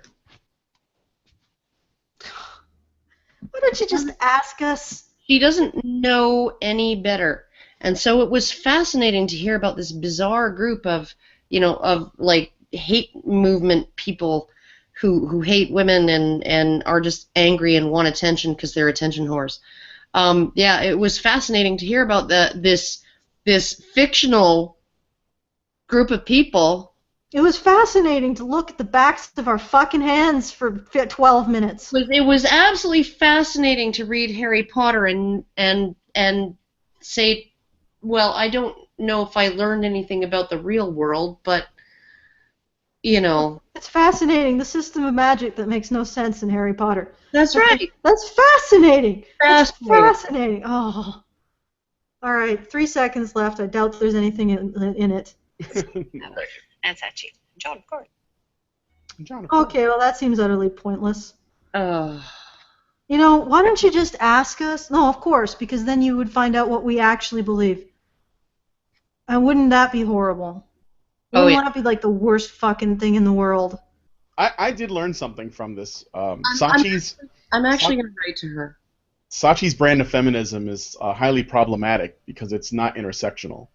So, Lacey Green, get on that. Oh, for God's sake. Well... Lacey Green can't be on top of everything, considering everything is problematic. Everything. No, she seems like a bottom anyways. Mm-hmm. She seems like the kind of person who doesn't want to do a hell of a lot of work. Why are you channeling Leonardo da Vinci, Brian? Channeling Leonardo da Vinci? I don't understand. Oh, you're writing backwards. Yeah, writing backwards. Oh, hold on a second. You rant, wow, much something. Yeah, yes, you're going. Your Doge avatar is backwards. It's mirrored. Okay, so yeah, this was a very fascinating event in which 3 people, none of whom actually represent or identify as men's rights activists, went on the National to talk about men's rights activists. Yeah. And how they shouldn't be given a voice because they have a voice, apparently. Yeah. That's essentially the only credible argument they had, was men's rights activists shouldn't be given a voice because they have a voice. Well, obviously we do, because we were... Oh, wait, we weren't on that panel. Yeah, no, we weren't invited. No, none of us were. And there are Canadian men's rights activists, one of whom happens to be the most popular men's rights activist. You know, you could have asked her. Like she said, she would be very happy to fly out to Toronto. Is that where they were, Toronto? Yeah, I think so, or someplace. Maybe Ottawa. I don't know. Karen could correct it. But here. Let me screen share one more thing with you guys. See here? I don't see it. I don't see it. You got a screen share. Oh, are you? Yeah, she's got it. She's got it. All right, there we go. I'll share with. I'll present to everyone. Email me. This is on my channel page, right? Channel. Email me at girlwriteswhat@gmail.com. Right? There we go. That's all they had to do. My email is public. It's freaking public. And yet somehow they can't get a hold of me. No. Or anyone, like anybody in the Toronto area, like Cafe. Anyone. You need to take anyone who not even identifies as a men's rights activist, but just Cafe, men's issues. Just somebody who's interested in it. Why couldn't you have found the people who petitioned to create a men's issues? Like, why can't you talk to us? Well, because that would be... it would threaten the narrative, but my narrative... It would be bad, because our ideas are bad. Yeah, Sachi she won the argument 6 minutes in when she said, but what they have to say is bad. Yeah, After that, it was just figuring out why. So... All right, well, let's I guess call it a day. All right, no, there's no mail or anything like that? Oh, yeah, that's right, the mail. Okay. I was verklempt. So, all right, background and praise. Okay, deep breaths. Okay, I've been watching several of your videos and I've found them pretty interesting. I really enjoy when you, Alison and Karen, bring up history topics since they challenge some of the perceptions of history that I've heard in school. I'm sorry to say I don't always trust everything you guys say, but your discussions at least give me stuff to look up and find out if they're true. You mentioned that you wanted to start a place where research can be collected, organized. I'm working on a project like that for software development. I'm interested in extending the project to things besides software development. If you know someone who would be interested in curating research for gender rights issues, I'd be happy to reach out and work with them to put together something. My focus is on trying to arrange discussions in a visual way that clearly shows and explains multiple perspectives on soft issues. Best, Andy. Well, that's a great idea. Actually, I do have. I think maybe Hannah might be interested in that. I have to run it by her because she's, she has her own work that she must do. So. Oh yeah, she's got her hands full. Yeah, she got her hands full, although she's got a little bit more time now because she has the ability to go on the internet. While she's got downtime at her workplace. Oh, okay. Yeah. Oh, and then someone sent us the Twitter about how asked why he went with gender parity in his cabinet. Trudeau says because it's 2015. Oh, Yep. Don't you love how that big silverback gorilla's standing proud over his harem that he specifically gave to women all of those positions? Not their merit. No, it's him. He's the one. You know, and they don't even see that all of this feminist bullshit is just about giving certain men the right to lord it over other men. But the fact that it's 2015 is the best reason to do anything ever. Right. Until it's 2016. And then it'll be the best reason. Yes. Oh God, it's the endless revolution, huh? It's 2015, guys. Come on. All right. Okay, so I would appreciate being named as Tanrua if this ever makes it on air, please. And thanks. It's dangerous being an MRA in Ontario these days. Much spin, very biased. Wow, how ganged up. Amazed. Oh yeah, this is the one who sent us that particular. Well, congratulations, you sent us the video and we ranted on it. I hope you lovely folks have seen this already, and on the other hand, I don't. Once again, CBC has astounded us with their feminist agenda. In the words of your average millennial nitwit, I literally can't even. Long-time fan of you all, especially when Alison, Mike, and Karen enter full rage Rantzerker mode. Vote Otter Jesus #2006. Keep giving in, no shits, Badgers. Tanrua. Okay, thank you, Tanrua, for writing it in. All right, final message from the peeps. I shouldn't say peeps. That's so fucking hipster. Sorry. Fred writes. I dropped the R. I apologize, Fred. Okay, so I'm not sure how this is going to come off, but I'll give it a try. First of all, a bit of background. I'm an introvert with a few other issues who needs to have time to study people's body language and personality before I can be comfortable around them. I'm telling you this so you understand where my thinking is coming from. So for the last 6 to 8 months, I've been following your podcast and watching the vids on your personal sites, and something has struck me. Has anyone besides me taken note of how gender nonconforming everyone is? That is to say, men's rights activists, feminist women strike me as falling on the more manly side. You know what? I'm going to interrupt Fred right there and say I don't think the woman on this panel falls on the manly side of anything. She's essentially there to simply squeak every time she pretends someone's poked her. Yeah. That's all she does. She just sighs and squeaks. Squeak. Someone asked me to smile. Squeak, squeak, squeak. That's all she does. It's just react. Looked at me and they wanted me to smile and I didn't want to smile, so. And she doesn't. No, actually, so funny. She can see how horrible it is, and she can be grinning like a fight, like she won the lottery. And people will be like, oh my God, that's so horrible. Ignore the fact that she's grinning like a loon. They call me Sachi McBoom Boom. They weren't. I thought I looked pretty, kind of ripped. Jesus Christ.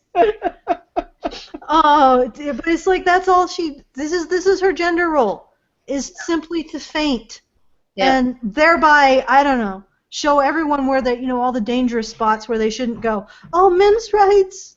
They made me feel so nervous by existing. Oh, men's rights. Something. Someone asked me to smile once, and that means men's rights are bad. All she is a quivering nerve. Yeah. That's exactly what women have. That is exactly the encapsulation of femininity throughout ever. So no, feminist women are not. They are the encapsulation of the hypersensitive feminine. Well, there are some really hardcore masculine feminists, right? Like Judith. Yeah, but do they still do the whole? Oh, men are so powerful and vast. And Judith Butler would be sort of an icon of that. But they only go so far, though. They only go so far. They still need to feel like men are more powerful than them to really truly feel comfortable as women. I honestly think that like someone like Judith Butler and her ideas about gender as performance, right? I actually think that that those are some interesting ideas. I don't think that gender is entirely performative, but I do think that because she's non-conforming, right, she could feel that gender is performative because she feels masculine, right? And Okay, let me ask you something. Masculine, right? Has Judith Butler ever taken it upon herself to protect anyone? I don't know. How the fuck is she masculine? What? Because she just looks like she just wears short hair, or she wears masculine clothes, or she's blunt or gruff? That's not masculinity. No, no idea. But honestly, this is what I told Gad said when he brought up this sort of. There was a study that was done of where they tested women at a feminist conference for finger length and masculinized facial features. And they found that they were more masculine on average than ordinary women, the general population of women. But I said essentially, you know, as far as third wave feminism goes, I would actually be looking more at their psychology, and that there are just too many parallels between borderline personality disorder and histrionic personality disorder, which are both predominantly female disorders, and feminist theory and feminist thought to make the assumption that women are feminists because they're masculinized. I think that often women who are feminists are hyper-feminine. At least in terms of how their brains work. Well, you don't know what's happening with the brain when you look at the finger length necessarily in women. Okay. So okay, let's continue Fred's letter. I don't mean to say okay, when it comes to personality traits and men's rights activists, feminist men are more quote-unquote womanly. I don't know if I agree with that. I think for a lot of men's rights activists, it may be that the I don't give a shit quotient is high enough at some point. I also think that a lot of male feminists are, I wouldn't call them womanly. If I were to pick a sort of a term that's in common parlance, I'd say they're beta. And at the low end of beta. Right? Well, and so some of them they're essentially men who have insecurities regarding their masculinity. It's not because they have decided that they aren't masculine. Right, and this is the whole reason why we have so many trans women involved in, you know, sort of supporting us in what we do. Right, is because those trans women have decided I'm not masculine, I'm feminine, and they're okay with that, and they're okay with that because they're not feminine because they think masculinity is bad. They're feminine because they feel like they're feminine, right? But these male feminists, I think that they often they want to feel like masculinity is bad because either they don't measure up, or they have massive insecurities regarding it, and so it's almost like sour grapes. You know what? I don't know if I'd agree with that either. I mean, with what you're saying, or I'll give it an alternative interpretation. I think feminism gives feminist men a shot in the arm when it comes to their confidence not necessarily like the guilt is always there, but then, you know, Catholic guilt, right? Guilt. Yeah, but then another aspect of being responsible, right? Then they're telling these men, you're powerful, right? You're almost omnipotent. You are in a position of dominance. All of this stuff. All of these stuff that these men seem to think masculinity is. And here's the really hilarious thing is men who are comfortable in their masculinity don't think of masculinity as dominance. They don't think of it as you know, being successful with women. They don't think of it in those ways. They think of it as having good supportive relationships with their wives and being honorable and self-reliant and all of that stuff, right? So essentially, and I actually talked about this in my talk at Simon Fraser, I think this whole idea of toxic masculinity and these standards that are supposedly being imposed on men I don't think that they're standards that men impose on each other. I don't think that they are. I think that they're assumptions that feminists make about how men feel and act and think and behave, right? And they essentially saying, well, men are doing it and forcing it on themselves and each other, right?